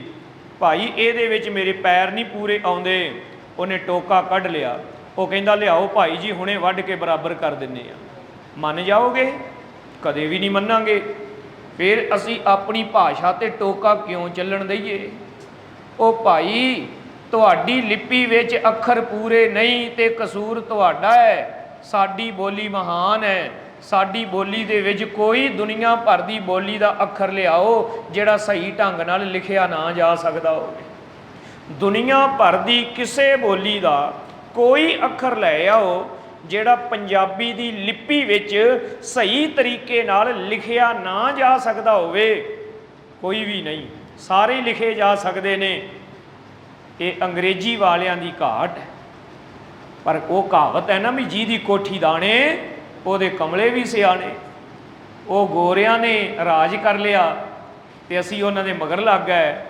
ਅੰਗਰੇਜ਼ੀ ਭਾਸ਼ਾ ਬਹੁਤ ਪਿਛੜੀ ਭਾਸ਼ਾ ਹੈ ਅਸਲ ਵਿੱਚ ਪੰਜਾਬੀ ਨਾਲੋਂ, ਤੇ ਅਸੀਂ ਉਹਨਾਂ ਦੇ ਮਗਰ ਲੱਗ ਗਏ ਹਾਂ ਵੀ ਉਹਨਾਂ ਦਾ ਪਾਉਂਡ ਵੱਡਾ ਹੈ, ਉਹਦੇ 100 ਦੇ 105, ਉਹਨਾਂ ਦੇ ਇੱਕ ਦਾ ਸਾਡਾ 105 ਬਣ ਜਾਂਦਾ। ਇੰਨੀ ਗੱਲ। ਉਹ ਮਹਾਰਾਜ ਦੇ ਚਰਨਾਂ 'ਤੇ ਨਮਸਕਾਰ ਕਰੀਏ। ਸਤਿਗੁਰਾਂ ਨੇ ਪੂਰੀ ਲਿਪੀ ਦਿੱਤੀ ਤੇ ਆਖਿਆ ਭਾਈ ਇਹ ਸੰਪੂਰਨ ਹੈ, ਇਹਦੇ ਵਿੱਚ ਕੋਈ ਕਮੀ ਨਹੀਂ ਹੈ। ਜਿਹੜੇ ਸਿਆਣੇ ਹੋਣਗੇ ਬੁੱਧੀਮਾਨ, ਉਹ ਕੋਈ ਵਿਦਿਆ ਜਿਹੜੀਆਂ ਨੇ ਨਾ ਸੰਸਕ੍ਰਿਤ, ਅਰਬੀ, ਫਾਰਸੀ ਵਗੈਰਾ, ਉਹ ਜਦੋਂ ਬਹੁਤੀ ਪੜ੍ਹਦੇ 15-15 ਸਾਲ ਲੱਗ ਜਾਂਦੇ ਨੇ ਸੰਸਕ੍ਰਿਤ ਦੀ ਵਿਦਿਆ ਪੜ੍ਹਦਿਆਂ। ਫਿਰ ਉਹਨਾਂ ਨੂੰ ਉਹ ਸੰਸਕ੍ਰਿਤ ਦੇ ਵੇਦ ਵਗੈਰਾ ਪੜ੍ਹਨੇ ਆਉਂਦੇ। ਇੱਕ ਪ੍ਰੋਫੈਸਰ ਸਾਹਿਬ ਕਹਿਣ ਲੱਗੇ ਕਿ ਮੈਂ ਸੰਸਕ੍ਰਿਤ ਦੀ MA ਕੀਤੀ, MA ਕਰਨ ਤੋਂ ਬਾਅਦ ਸੰਸਕ੍ਰਿਤ ਦੀ, ਤੇ ਕਹਿਣ ਲੱਗੇ ਮੈਂ ਮਨ ਬਣਾਇਆ ਮੈਂ ਰਿਗਵੇਦ ਪੜ੍ਹਨਾ। ਜਦੋਂ ਮੈਂ ਰਿਗਵੇਦ ਖੋਲ੍ਹਿਆ, ਦਰਸ਼ਨ ਕੀਤੇ, ਮੇਰੇ ਕੋਲੋਂ ਪੜ੍ਹਿਆ ਨਾ ਜਾਵੇ। ਮੈਂ ਪੁੱਛਿਆ ਪੰਡਤਾਂ ਨੂੰ, ਸਿਆਣਿਆਂ ਨੂੰ, ਇਹ ਮੈਂ ਸੰਸਕ੍ਰਿਤ ਦੀ MA ਪੜ੍ਹਿਆ ਕਿਉਂ ਨਹੀਂ ਜਾਂਦਾ? ਉਹ ਕਹਿੰਦੇ ਜਿਹੜੀ ਸੰਸਕ੍ਰਿਤ ਤੂੰ ਹੀ ਪੜ੍ਹੀ ਹੈ ਇਹ ਨਵੀਂ ਸੰਸਕ੍ਰਿਤ ਹੈ, ਇਹ ਵੇਦ ਪੁਰਾਣੀ ਸੰਸਕ੍ਰਿਤ ਵਿੱਚ ਹੈ। ਉਹ ਕਹਿੰਦੇ ਫੇਰ, ਉਹ ਕਹਿੰਦੇ ਇਹਦੇ ਵਾਸਤੇ ਵੱਖਰੀ ਫੇਰ ਪੜ੍ਹਨੀ ਪਵੇਗੀ। ਇਹ ਹਾਲ ਹੈ। ਤੋ ਕਹਿੰਦੇ ਮੇਰੇ ਕੰਨਾਂ ਨੂੰ ਹੱਥ ਲੱਗ ਗਿਆ ਵੀ ਨਹੀਂ, ਮੈਂ ਨਹੀਂ ਪੜ੍ਹ ਸਕਦਾ ਭਾਈ, ਮੇਰੇ ਕੋਲ ਇੰਨਾ ਸਮਾਂ ਨਹੀਂ। ਤੋ ਮਹਾਰਾਜ ਕਹਿਣ ਲੱਗੇ ਉਹ ਵਿਦਿਆ ਪੜ੍ਹਨ ਤੇ ਸਮਾਂ ਬੜਾ ਲੱਗਦਾ ਹੈ, ਬਹੁਤ ਬਹੁਤ ਸਮਾਂ ਦੇਣਾ ਪੈਂਦਾ। ਉਸ ਸਾਰੇ ਗਿਆਨ ਨੂੰ ਬਹੁਤ ਆਸਾਨੀ ਨਾਲ ਗੁਰਮੁਖੀ ਅੱਖਰਾਂ ਦੇ ਵਿੱਚ ਲਿਖਿਆ ਸੁਗਮ ਸ਼ਬਦਾ ਉਧਾਰੀ, ਬੜਾ ਸੁਗਮ ਜਿਹਾ ਕਰਕੇ ਤੇ ਬੜੇ ਪ੍ਰੇਮ ਦੇ ਨਾਲ ਇਹ ਅਸੀਂ ਪਰੋਸ ਦਿੱਤਾ ਹੈ। ਕੋਈ ਅਰਬੀ ਪੜ੍ਹਦਾ ਹੈ, ਕੋਈ ਤੁਰਕੀ ਪੜ੍ਹਦਾ ਹੈ, ਫਾਰਸੀ, ਤੇ ਕੋਈ ਸੰਸਕ੍ਰਿਤ ਪੜ੍ਹਦਾ ਹੈ। ਉਹ ਫਿਰ ਜਿਹੜੀ ਅੱਡ ਅੱਡ ਬੋਲੀ ਲਿਖਦੇ ਨੇ, ਪੜ੍ਹਦੇ ਨੇ, ਬੜਾ ਬੜਾ ਸਮਾਂ ਲਾਉਂਦੇ ਨੇ ਤੇ ਉਹ ਲਿਖਦੇ ਨੇ ਜਦੋਂ ਆਪਣੀ ਬੋਲੀ। ਹਾਂ, ਇਹ ਜਿਹੜੀ ਆ ਨਾ ਗੁਰਬਾਣੀ, ਇਹ ਇਸ ਪ੍ਰਕਾਰ ਪਸਰ ਜਾਵੇਗੀ ਦੂਜੀਆਂ ਭਾਸ਼ਾ ਦੇ ਵਿੱਚ ਜਿਵੇਂ ਪਾਣੀ ਦੇ ਉੱਤੇ ਤੇਲ ਜਾਂ ਘਿਓ ਪਸਰ ਜਾਂਦਾ। ਪਾਣੀ ਹੋਵੇ ਨਾ, ਉਹਦੇ ਤੇ ਘਿਓ ਡੋਲ ਦਿਓ, ਉਹ ਸਾਰੇ ਤੇ ਖਿੱਲਰ ਜਾਏਗਾ। ਸੋ ਗੁਰਬਾਣੀ ਦੀ ਅੱਡ ਅੱਡ ਬੋਲੀਆਂ ਵਿੱਚ ਜਿਹੜੇ ਸਿਆਣੇ, ਵਿਦਵਾਨ, ਬੁੱਧੀਮਾਨ ਹੋਣਗੇ, ਉਹ ਆਪਣੇ ਆਪ ਹੀ ਅੱਡ ਅੱਡ ਭਾਸ਼, ਅੱਡ ਅੱਡ ਟੀਕੇ, ਅੱਡ ਅੱਡ ਵਿਆਖਿਆਵਾਂ, ਅੱਡ ਅੱਡ ਟਰਾਂਸਲੇਸ਼ਨਸ ਕਰ ਲੈਣਗੇ। ਜਿਵੇਂ ਪਾਣੀ ਤੇ ਚਿਕਨਤਾ ਫੈਲ ਜਾਂਦੀ ਆ, ਤੇਲ ਵਗੈਰਾ। ਜਿਹੜੇ ਹੁੰਦੇ ਨਾ ਗ੍ਰਸਤੀ ਲੋਕ, ਉਹ ਏਡੇ ਵਿਹਲੇ ਨਹੀਂ ਹੁੰਦੇ ਵੀ ਪਹਿਲਾਂ ਉਹ ਬਹਿ ਕੇ ਤੇ ਕੋਈ ਔਖੀ ਵਿਦਿਆ ਸਿੱਖਣ, ਸਮਾਂ ਲਾਉਣ, 2-2, 4-4 ਸਾਲ, 5-5 ਸਾਲ ਲਾਉਣ ਤੇ ਫਿਰ ਸਿੱਖਣ। ਉਹਨਾਂ ਨੂੰ ਤੇ ਆਸਾਨ ਜਿਹੀ ਵਿਦਿਆ ਚਾਹੀਦੀ ਹੈ, ਸੌਖੀ ਜਿਹੀ, 35 ਅੱਖਰਾਂ ਦੇ ਵਿੱਚ ਉਹ ਸਿੱਖ ਲੈਣਗੇ। ਇਹ ਗਾਡੀ ਰਾਹ ਹੈ, ਗਾਡੀ ਰਾਹ ਲੀਆਂ ਪਈਆਂ ਹੁੰਦੀਆਂ ਨੇ। ਗਾਡੀ ਰਾਹ ਦਾ ਮਤਲਬ ਇਹ ਹੈ ਪੱਕਾ ਰਾਹ, ਲੀਆਂ ਪਈਆਂ ਨੇ, ਉਹਦੇ ਪਿੱਛੇ ਪਿੱਛੇ ਤੁਰੇ ਜਾਣਾ। ਇਸ ਲਈ ਭਾਈ ਜਿਹੜਾ ਪੜ੍ਹ ਲਵੇਗਾ ਨਾ, ਉਹ ਬੜੀ ਆਸਾਨੀ ਦੇ ਨਾਲ ਗੁਰਮੁਖੀ ਦੇ 35 ਅੱਖਰ ਪੜ੍ਹਨੇ ਬੜੇ ਸੌਖੇ ਨੇ। ਸਾਧ ਸੰਗਤ ਜੀ, ਉਹ ਫਿਰ ਨਾਲ ਨਾਲ ਚੱਲਦਾ ਜਾਵੇਗਾ। ਇਸ ਲਈ ਭਾਈ ਗੁਰਦਾਸ ਜੀ, ਅਸੀਂ ਗੁਰਮੁਖੀ ਦੇ ਅੱਖਰਾਂ ਦੇ ਦੁਆਰਾ ਹੀ ਗੁਰਬਾਣੀ ਨੂੰ ਲਿਖਾਂਗੇ। ਸਾਰੇ ਜਗਤ ਦੇ ਵਿੱਚ ਇਹ ਗੁਰਮੁਖੀ ਵਿਦਿਆ ਅਤੇ ਗੁਰਬਾਣੀ ਆਪਣੇ ਆਪ ਹੀ ਜਾਣੀ ਜਾਣ ਲੱਗੇਗੀ। ਜਿਨ੍ਹਾਂ ਦੇ ਮਨ ਵਿੱਚ ਸ਼ਰਧਾ ਹੋਵੇਗੀ ਨਾ, ਉਹ ਬੜੇ ਪ੍ਰੇਮ ਨਾਲ, ਆਸਾਨੀ ਨਾਲ ਹੀ ਪੜ੍ਹ ਲੈਣਗੇ। ਐਸੀ ਗੁਰਬਾਣੀ ਜੋ ਪੜ੍ਹਨ ਦੇ ਨਾਲ, ਸੁਣਨ ਦੇ ਨਾਲ ਸਿਮਰਨ ਮਿਲਦਾ ਹੈ, ਨਾਮ ਵਿੱਚ ਸੁਰਤ ਜੁੜਦੀ ਹੈ ਤੇ ਪਾਰ ਉਤਾਰਾ ਹੋ ਜਾਂਦਾ। ਇਸ ਦੀ ਮਹਿਮਾ ਬਹੁਤ ਵੱਡੀ ਹੈ, ਬੜੀ ਮਹਾਨ ਹੈ। ਜਗਤ ਗੁਰਮੁਖੀ ਸੋ ਨਾਮੋ, ਜਗਤ ਦੇ ਵਿੱਚ ਗੁਰਮੁਖੀ ਦੇ ਨਾਮ ਦੇ ਨਾਲ ਇਹ ਲਿਪੀ ਪ੍ਰਸਿੱਧ ਹੋਵੇਗੀ। ਦੇਖੈ ਪਠੈ ਲਿਖੈ ਸੁਨ ਮਾਨੈ, ਆ ਦੇਖੈ ਹੈ ਜਿਹੜੇ ਦਰਸ਼ਨ ਕਰਨਗੇ, ਪਠੈ ਹੈ ਪੜਨਗੇ, ਲਿਖਣਗੇ, ਉਹ ਸਨਮਾਨਯੋਗ ਹੋਣਗੇ। ਇਸ ਤਰ੍ਹਾਂ ਸਾਧ ਸੰਗਤ ਜੀ, ਹਰ ਸਿੱਖ ਦੇ ਮਨ ਦੇ ਵਿੱਚ ਨਾ ਇਹ ਜ਼ਰੂਰ ਹੋਣਾ ਚਾਹੀਦਾ ਹੈ। ਸ਼ੇਰੇ ਪੰਜਾਬ ਮਹਾਰਾਜਾ ਰਣਜੀਤ ਸਿੰਘ ਦਾ ਵੇਲਾ ਹੈ। ਫਰਾਂਸ ਤੋਂ ਗੋਰੇ ਆਏ ਨੇ ਸਾਧ ਸੰਗਤ ਜੀ, ਅਮਰੀਕਾ ਤੋਂ ਵੀ ਗੋਰੇ ਆਏ ਨੇ ਪੰਜਾਬ ਵਿੱਚ ਨੌਕਰੀ ਕਰਨ ਵਾਸਤੇ, ਤੇ ਹੋਰ ਦੇਸ਼ਾਂ ਤੋਂ ਵੀ, ਯੂਰਪ ਤੋਂ, ਸਾਰੇ ਤੋਂ ਆਏ। ਤੇ ਜਦੋਂ ਪਹੁੰਚੇ ਮਹਾਰਾਜੇ ਦੇ ਕੋਲ ਆ ਕੇ ਉਹਨਾਂ ਨੇ ਨੌਕਰੀ ਮੰਗੀ, ਤੇ ਮਹਾਰਾਜਾ ਸਾਹਿਬ ਨੇ ਕਿਹਾ ਸਾਡੀਆਂ 3 ਸ਼ਰਤਾਂ ਨੇ। ਪਹਿਲੀ ਸ਼ਰਤ, ਤੰਬਾਕੂ ਨਹੀਂ ਕੋਈ ਵਰਤੇਗਾ। ਜਨਰਲ ਜਿਹੜਾ ਵੈਂਤੂਰਾ ਸੀਗਾ ਉਹਦੇ ਨਾਲ ਸੀ ਅਲਾਰਡ, ਉਹ ਕਹਿਣ ਲੱਗਾ ਕਿ ਮੈਂ ਹੌਲੀ ਹੌਲੀ ਛੱਡ ਦਿਆਂਗਾ। ਮਹਾਰਾਜਾ ਸਾਹਿਬ ਕਹਿਣ ਲੱਗੇ ਚੰਗਾ ਫਿਰ ਜਾ, ਜਿੱਦਣ ਛੱਡ ਦੇਗਾ ਨਾ ਉਦਣ ਆ ਜਾਈ। ਉਹ ਫਿਰ ਪੈਰੀ ਪੈ ਗਿਆ। ਉਹਨੇ ਕਿਹਾ ਜੀ ਅੱਜ ਤੋਂ ਹੀ ਛੱਡਿਆ, ਮੈਂ ਤੰਬਾਕੂ ਨਹੀਂ ਵਰਤਾਂਗਾ। ਫਿਰ ਕਿਹਾ ਅੱਜ ਸੁਣਦੇ ਆ ਨਾ, ਬੱਚੇ ਸਾਡੇ ਕਹਿੰਦੇ ਅਸੀਂ ਬਾਹਰ ਗਏ ਤੇ ਉਹਨਾਂ ਨੇ ਸਾਨੂੰ ਕਿਹਾ ਕਿ ਇਹ ਤੇ ਤੁਹਾਨੂੰ ਨੌਕਰੀ ਤਾਂ ਦੇਵਾਂਗੇ, ਪਹਿਲਾਂ ਕਲੀਨ ਸ਼ੇਵ ਕਰਕੇ ਆਓ, ਆਪਣੇ ਕੇਸ ਕਟਵਾ ਕੇ ਆਓ। ਤੇ ਉਹ ਮੈਨੂੰ ਗੱਲ ਯਾਦ ਆ ਗਈ, ਜਦੋਂ ਮਹਾਰਾਜਾ ਰਣਜੀਤ ਸਿੰਘ ਦੇ ਸਾਹਮਣੇ ਬੈਠੇ ਸਨ ਅਲਾਰਡ ਤੇ ਵੈਂਤੂਰਾ। ਮਹਾਰਾਜੇ ਨੇ ਕਿਹਾ ਸਾਡੀ ਦੂਜੀ ਸ਼ਰਤ, ਦਾੜਾ ਸੁੱਚਾ ਰੱਖੋਗੇ ਤੇ ਸਿਰ ਦੇ ਕੇਸ ਨਹੀਂ ਕੱਟੋਗੇ। ਉਹ ਦਿਨ ਕਿੱਡਾ ਮਾਣ ਆਉਂਦਾ ਹੈ ਨਾ ਸਾਡੇ ਅੰਦਰ। ਗੋਰੇ ਆਏ ਨੇ ਪੰਜਾਬ, ਤੇ ਮਹਾਰਾਜਾ ਕਹਿੰਦਾ ਤੰਬਾਕੂ ਨਹੀਂ ਪੀਣਾ ਤੇ ਦਾੜਾ ਸੁੱਚਾ ਰੱਖਣਾ ਹੈ, ਗਊ ਮਾਸ ਨਹੀਂ ਖਾਣਾ। ਉਹਨਾਂ ਨੇ ਸ਼ਰਤਾਂ ਮੰਨੀਆਂ ਤੇ ਸਾਧ ਸੰਗਤ ਜੀ, ਗੋਰੇ ਸਨ, ਪੱਗਾਂ ਬੰਨ੍ਹਦੇ ਰਹੇ ਤੇ ਖੁੱਲੇ ਦਾੜੇ ਛੱਡ ਕੇ ਇਹ ਤੇ ਪੰਜਾਬ ਦੀ ਧਰਤੀ ਤੇ ਨੌਕਰੀਆਂ ਕਰਦੇ।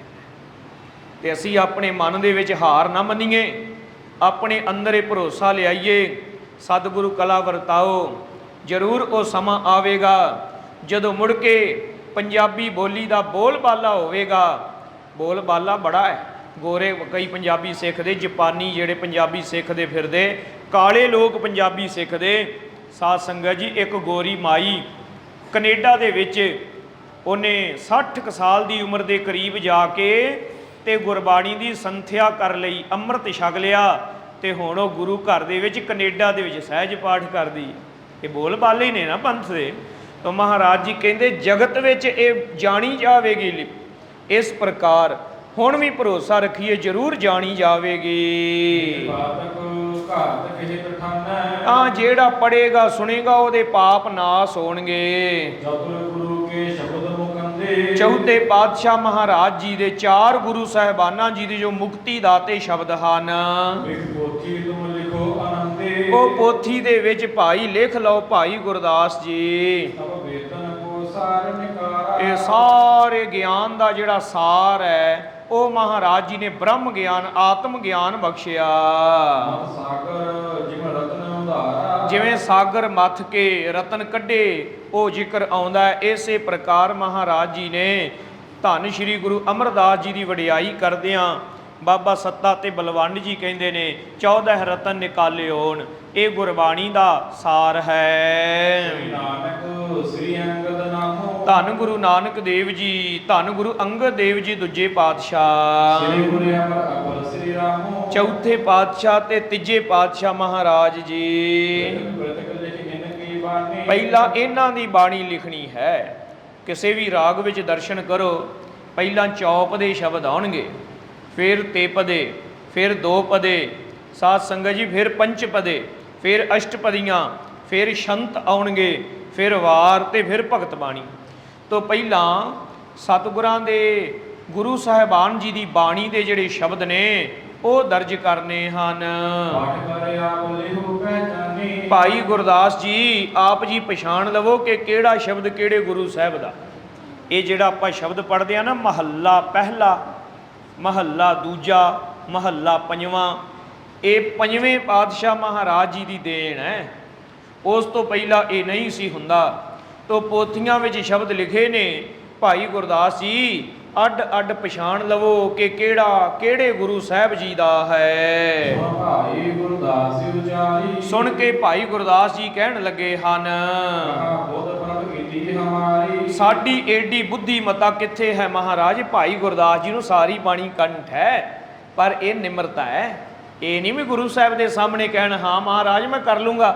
ਨਿਮਰਤਾ ਵੇਖੋ, ਆਖਣ ਲੱਗੇ ਸੱਚੇ ਪਾਤਸ਼ਾਹ ਮੇਰੀ ਇੰਨੀ ਬੁੱਧੀ ਮਤਾ ਕਿੱਥੇ ਹੈ। ਮੈਂ ਅਲਪਗ ਜੀਵ ਕਿਵੇਂ ਜਾਣੋ। ਮੈਂ ਅਲਪਗ ਹਾਂ, ਮੈਨੂੰ ਕੋਈ ਗਿਆਨ ਨਹੀਂ, ਕੋਈ ਸੋਝੀ ਨਹੀਂ, ਮੈਂ ਕਿਵੇਂ ਜਾਣਾਂਗਾ। ਗੁਰ ਕੀ ਗਿਰਾ ਅਗਮਗਤ ਜਾਣੋ। ਸਤਿਗੁਰਾਂ ਦੀ ਜਿਹੜੀ ਗਿਰਾ ਹੈ ਨਾ, ਗੁਰੂ ਸਾਹਿਬ ਦੀ ਜਿਹੜੀ ਬਾਣੀ ਹੈ, ਉਹ ਅਗਮਗਤ ਹੈ, ਅਸੀਂ ਨਹੀਂ ਜਾਣ ਸਕਦੇ। ਇਹਦਾ ਅਗਾਧ ਅਬਾਦ ਗੰਭੀਰਾ। ਸੱਚੇ ਪਾਤਸ਼ਾਹ ਜੀ ਸਤਿਗੁਰਾਂ ਦੀਆਂ ਬਾਤਾਂ ਗੰਭੀਰ ਨੇ, ਅਗਾਧ ਬੋਧ ਹਨ। ਗਿਰਾ ਰੂਪ ਸੋਈ ਗੁਰ ਬੁੱਧੀਰਾ। ਜੋ ਸਤਿਗੁਰਾਂ ਜੀ ਦੀ ਬਾਣੀ ਹੈ ਉਹ ਗੁਰੂ ਕਾ ਹੀ ਰੂਪ ਹੈ। ਮਾਦਿਕ ਲਗ ਸਕੈ ਨ ਕੋ। ਬ੍ਰਹਮਾ ਇਤਿਆਦਿਕ ਵੀ ਪਰਮੇਸ਼ਰ ਵਾਹਿਗੁਰੂ ਦਾ ਅੰਤ ਨਹੀਂ ਪਾ ਸਕੇ। ਮੈਂ ਕਹਾਂ ਇਨੀ ਮਤ ਹੋ। ਤੇ ਸਾਡੇ ਵਿੱਚ ਇੰਨੀ ਮਤ ਕਿੱਥੋਂ ਆ ਗਈ ਭਲਾ। ਜੇਕਰ ਹੋ ਆਪ ਸਹਾਈ। ਹਾਂਜੀ, ਜੇਕਰ ਤੁਸੀਂ ਆਪ ਹੀ ਸਹਾਈ ਹੋਵੋਗੇ ਜੋ ਦੇਹੋ ਲਖਾਈ। ਉਹਨਾਂ ਕੀ ਜਾਣਾਂਗੇ ਜੋ ਤੁਸੀਂ ਜਾਣਾਓਗੇ। ਜਿਸਨੂੰ ਤੂੰ ਜਾਣਾਏ ਹੈ ਸੋਈ ਜਨ ਜਾਣੈ। ਜਿੰਨਾ ਕੁ ਤੁਸੀਂ ਜਣਾਓਗੇ ਓਨਾ ਹੀ ਜਾਣਾਂਗੇ। ਸੁਨ ਪ੍ਰਸੰਨ ਹੋਏ ਬਲ ਕੋ ਦੀਨਾ। ਇਹ ਸੁਣ ਕੇ ਪ੍ਰਸੰਨ ਹੋ ਕੇ ਬਖਸ਼ਿਸ਼ ਕੀਤੀ।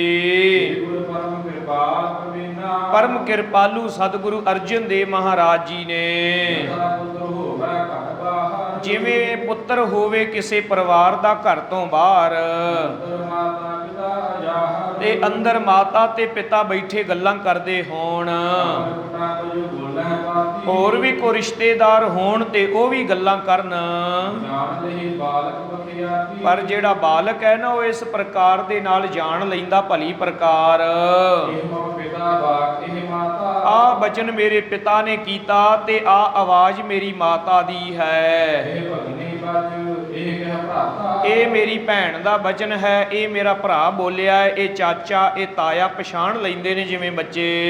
ਸਮਝੈ ਕੋ ਹੋਏ ਸਵਧਾਨਾ। ਇਸ ਪ੍ਰਕਾਰ ਸਾਵਧਾਨ ਹੋ ਕੇ ਤੁਸੀਂ ਸਭ ਗੱਲਾਂ ਬੁੱਝ ਲਵੋਗੇ। ਗੁਰਬਾਣੀ ਸੁਫਲ ਮਹਾਨਾ। ਇਸ ਤਰ੍ਹਾਂ ਗੁਰਬਾਣੀ ਸ਼ੁਭ ਫਲ ਦੇਣ ਵਾਲੀ ਮਹਾਨ ਧੁਰਕੀ ਬਾਣੀ, ਇਹਨੂੰ ਆਪ ਜੀ ਲਿਖਣਾ ਕਰੋ। ਇਹ ਸੁਣ ਕੇ ਭਾਈ ਗੁਰਦਾਸ। ਇਹ ਸੁਣ ਕੇ ਭਾਈ ਸਾਹਿਬ ਭਾਈ ਗੁਰਦਾਸ ਜੀ ਧਰਿਓ ਸੀਸ ਤੱਕ ਪੰਕਜ ਪਾਸ। ਸਤਿਗੁਰਾਂ ਦੇ ਚਰਨਾਂ ਕਮਲਾਂ ਤੇ ਮੱਥਾ ਟੇਕਿਆ।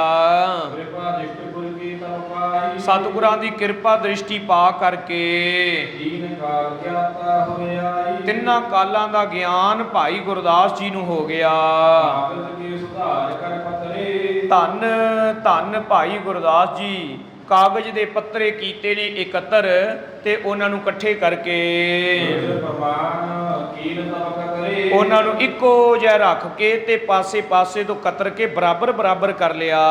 ਆਏ ਨੀਰ ਸਿਆਹੀ ਕਰ ਤਿਆਰੀ। ਫੇਰ ਸਾਧ ਸੰਗਤ ਜੀ ਨੀਰ ਪਾ ਕੇ ਸ਼ਾਹੀ ਜੋ ਤਿਆਰ ਕੀਤੀ ਹੋਈ ਹੈ ਉਹ ਲਿਖਣ ਵਾਸਤੇ ਪਤਲੀ ਕਰ ਲਈ। ਗੁਰੂ ਸਿਮਰ ਲੇਖਣ ਕਰ ਧਾਰੀ। ਸਤਿਗੁਰੂ ਮਹਾਰਾਜ ਜੀ ਨੂੰ ਕਰਕੇ ਯਾਦ ਧਿਆ ਕੇ ਸਤਿਗੁਰੂ ਨਾਨਕ ਦੇਵ ਮਹਾਰਾਜ ਜੀ ਤੋਂ ਲੈ ਕਰਕੇ ਪੰਜਵੇਂ ਪਾਤਸ਼ਾਹ ਜੀ ਤੱਕ ਨੂੰ ਅਰਦਾਸ ਬੇਨਤੀ ਕਰਕੇ ਤੇ ਲਿਖਣਾ ਆਰੰਭ ਕਰ ਦਿੱਤਾ। ਸ੍ਰੀ ਅਰਜਨ ਪੋਥੀ ਤਬ ਖੋਲੀ। ਤਾਂ ਧੰਨ ਸ਼੍ਰੀ ਗੁਰੂ ਅਰਜਨ ਦੇਵ ਮਹਾਰਾਜ ਜੀ ਨੇ ਪੋਥੀ ਖੋਲ ਕੇ ਲਿਖਾਵਣ ਕਿਰਾਇਆ ਬੋਲੀ। ਆਪਣੇ ਅੰਮ੍ਰਿਤ ਬਚਨ ਬੋਲ ਬੋਲ ਕੇ ਭਾਈ ਗੁਰਦਾਸ ਜੀ ਨੂੰ ਲਿਖਾਉਣਾ ਆਰੰਭ ਕੀਤਾ। ਪ੍ਰਥਮ ਸਿਮਰ ਸ੍ਰੀ ਨਾਨਕ ਨਾਮੋ। ਸਭ ਤੋਂ ਪਹਿਲਾਂ ਆਖਿਆ ਧੰਨ ਧੰਨ ਸ਼੍ਰੀ ਗੁਰੂ ਨਾਨਕ ਦੇਵ ਜੀ। ਨਮੋ ਕੀਨੇ ਧਾਰ ਧਿਆਨ ਪਿਰਾਮੋ। ਨਮਸਕਾਰ ਕਰਕੇ ਧਿਆਨ ਧਰ ਕੇ ਪਹਿਲੇ ਪਾਤਸ਼ਾਹ ਜੀ ਦਾ। ਗੁਰੂ ਸ੍ਰੀ ਜਪ ਜੀ ਲਿਖਵਾਈ। ਸਭ ਤੋਂ ਪਹਿਲਾਂ ਜਪਜੀ ਸਾਹਿਬ ਜੀ ਦੀ ਬਾਣੀ ਲਿਖਵਾਈ ਹੈ। ਮੰਗਲਾ ਚਰਨ ਸੁਹਾਈ। ਬਹੁਤ ਸੁੰਦਰ ਪਿਆਰਾ ਮੰਗਲਾਚਾਰ ਮਹਾਰਾਜ ਜੀ ਸੱਚੇ ਪਾਤਸ਼ਾਹ ਜੀ ਨੇ ਲਿਖਵਾਇਆ। ਮੂਲ ਮੰਤਰ ਇੱਕ ਓੰਕਾਰ ਸਤਨਾਮ ਕਰਤਾ ਪੁਰਖ ਨਿਰਭਉ ਨਿਰਵੈਰ ਅਕਾਲ ਮੂਰਤ ਅਜੂਨੀ ਸੈਭੰ ਗੁਰ ਪ੍ਰਸਾਦ। ਇਸ ਪ੍ਰਕਾਰ ਮੰਗਲਾਚਾਰ ਲਿਖਵਾ ਕੇ ਪੌੜੀ 4.5 ਉਚਾਰੀ। ਫਿਰ ਸਾਧ ਸੰਗਤ ਜੀ ਜਪ ਆਦ ਸੱਚ ਜੁਗਾਦ ਸੱਚ ਹੈ ਭੀ ਸੱਚ ਨਾਨਕ ਹੋਸੀ ਭੀ ਸੱਚ। ਏਕਾ ਪਾ ਕੇ ਨਾ ਇਸ ਤੋਂ ਅੱਗੇ ਪਹਿਲੀ ਪੌੜੀ ਸੋਚੈ ਸੋਚ ਨਾ ਹੋਵਈ ਆਰੰਭ ਕਰਕੇ ਤੇ ਗੁਰਮੁਖੋ ਥਾਪਿਆ ਨਾ ਜਾਏ, ਕੀਤਾ ਨਾ ਹੋਏ, ਆਪੇ ਆਪ ਨਿਰੰਜਨ ਸੋਏ। ਇਸ ਤਰ੍ਹਾਂ 4.5 ਪੌੜੀਆਂ ਵਿੱਚ ਬ੍ਰਹਮ ਗਿਆਨ ਦੱਸ ਕੇ ਪਾਰ ਬ੍ਰਹਮ ਪਰਮੇਸ਼ਰ ਦੇ ਸਤ ਚਿੱਤ ਆਨੰਦ ਸਰੂਪ ਦਾ ਵਰਣਨ ਕੀਤਾ। ਫਿਰ 5ਵੀਂ ਪੌੜੀ ਦੇ ਵਿੱਚ ਤੇ 6ਵੀਂ ਦੇ ਵਿੱਚ, ਇਹ 1.5 ਪੌੜੀ ਦੇ ਵਿੱਚ ਅਕਾਲ ਪੁਰਖ ਵਾਹਿਗੁਰੂ ਪਰਮੇਸ਼ਰ ਜੀ ਦੀ ਵਡਿਆਈ ਤੋਂ ਬਾਅਦ ਪੂਰੇ ਗੁਰੂ ਦੀ ਵਡਿਆਈ ਦੱਸੀ। ਫਿਰ ਇਸ ਤਰ੍ਹਾਂ ਮਹਾਰਾਜ ਜੀ ਨੇ ਇਹ ਜਾਣੋ ਕਿ ਸਮੁੱਚੀ ਬਾਣੀ ਦਾ ਮੰਗਲਾਚਾਰ ਹੀ ਹੈ ਜਪਜੀ ਸਾਹਿਬ। ਫਿਰ ਵੈਰਾਗ ਦੀ ਦਾਤੀ ਜੋ ਹੈ ਨਾ 7ਵੀਂ ਪੌੜੀ, ਇਹ ਵੈਰਾਗ ਦਾਇਕ ਪੌੜੀ ਹੈ। 7ਵੀਂ ਆਰੰਭ ਕੀਤੀ ਜੇ ਜੁਗ ਚਾਰੇ। ਇਸ ਵਿੱਚ ਸਤਿਗੁਰਾਂ ਨੇ ਸੰਸਾਰ ਦੇ ਪਦਾਰਥਾਂ ਦਾ ਵੈਰਾਗ ਸਾਨੂੰ ਸਿਖਾਇਆ। ਇਸ ਤੋਂ ਅੱਗੇ ਫਿਰ ਸੁਣਿਆ ਸਿੱਧ ਪੀਰ ਸੁਰਨਾਰ, ਸੁਣਿਆ ਈਸਰ ਬਰਮਾ ਇੰਦ, ਸੁਣਿਆ ਸਤ ਸੰਤੋਖ ਗਿਆਨ, ਸੁਣਿਆ ਸਰਾ ਗੁਣਾ ਕੇ ਗਾ। ਇਹ 4 ਜਿਹੜੀਆਂ ਪੌੜੀਆਂ ਨੇ ਇਹਦੇ ਚ ਸ਼ਰਵਣ ਦਾ ਮਹਾਤਮ ਦੱਸਿਆ। ਅਗਲੀਆਂ 4 ਦੇ ਵਿੱਚ ਪਹਿਲੀ ਮੰਨੇ ਕੀ ਗਤ, ਫਿਰ ਮੰਨੈ ਸੁਰਤ ਹੋਵੈ ਮਨ ਬੁੱਧ, ਮੰਨੈ ਮਾਰਗ ਠਾਕ ਨਾ ਪਾਏ, ਮੰਨੈ ਪਾਵਹਿ ਮੋਖ ਦੁਆਰ। ਇਹ ਫਿਰ 4 ਪੌੜੀਆਂ ਇਹ ਮੰਨੇ ਕੀਆਂ ਦਸੀਆਂ। ਜਿਹੜੀ ਪੰਚ ਪ੍ਰਵਾਨ ਤੇ ਪੰਚ ਪ੍ਰਧਾਨ ਵਾਲੀ ਹੈ ਖਾਲਸਾ ਜੀ, ਇਹ 15ਵੀਂ ਪੌੜੀ ਹੈ ਜੋ ਕਿ ਨਿਧਿਆਸਨ ਦੀ ਹੈ। ਭਲੀ ਪ੍ਰਕਾਰ ਉਹਦੇ ਵਿੱਚ ਸਤਿਗੁਰਾਂ ਨੇ ਨਿਧਿਆਸਨ ਦ੍ਰਿੜ ਕਰਵਾਇਆ ਸਾਨੂੰ। ਤੇ ਉਹਦੇ ਅਖੀਰ ਤੇ ਵਾਹਿਗੁਰੂ ਪਰਮੇਸ਼ਰ ਦੇ ਵਿੱਚ ਅਭੇਦ ਕੀਤਾ, ਤੂੰ ਸਦਾ ਸਲਾਮਤ ਨਿਰੰਕਾਰ ਦੱਸ ਕੇ। ਇਹ 4 ਜਿਹੜੀਆਂ ਤੁਕਾਂ ਨੇ ਨਾ, ਇਹ 19ਵੀਂ ਪੌੜੀ ਤੱਕ ਇਹ ਸਾਧ ਸੰਗਤ ਜੀ ਸਾਖਿਆਤ ਉੱਤੇ ਹਨ। ਇਸ ਤਰ੍ਹਾਂ ਮਹਾਰਾਜ ਜੀ ਨੇ ਜਪਜੀ ਸਾਹਿਬ ਜੀ ਦੀ ਬਾਣੀ ਦਾ ਵਰਣਨ ਕੀਤਾ। ਤੋ ਸਾਧ ਸੰਗਤ ਜੀ ਇਹ ਜਿਹੜਾ ਜਪਜੀ ਸਾਹਿਬ ਜੀ ਦੀ ਬਾਣੀ ਹੈ ਨਾ ਪਾਵਨ, ਇਹਨੂੰ ਇਉਂ ਜਾਣੋ ਧੰਨ ਧੰਨ ਸ੍ਰੀ ਗੁਰੂ ਗ੍ਰੰਥ ਸਾਹਿਬ ਮਹਾਰਾਜ ਜੀ ਨੂੰ ਰਿੜਕ ਕਰਕੇ ਤੇ ਮੱਖਣ ਰੂਪ ਦੇ ਵਿੱਚ ਇਹ ਬਾਣੀ ਮਹਾਰਾਜ ਨੇ ਸਾਨੂੰ ਬਖਸ਼ੀ ਹੈ। ਜੋ ਸਮੁੱਚੀ ਗੁਰੂ ਗ੍ਰੰਥ ਸਾਹਿਬ ਮਹਾਰਾਜ ਜੀ ਦੀ ਬਾਣੀ ਹੈ ਨਾ, ਉਹਦਾ ਮੱਥਕਾਰ ਹੈ ਜਪਜੀ ਸਾਹਿਬ। ਤੇ ਜਪਜੀ ਸਾਹਿਬ ਜੀ ਦਾ ਪਾਠ ਸਾਰੀ ਗੁਰੂ ਗ੍ਰੰਥ ਸਾਹਿਬ ਜੀ ਦੀ ਬਾਣੀ ਦੇ ਪਾਠ ਦੇ ਵੀ ਸਮਾਨ ਹੈ।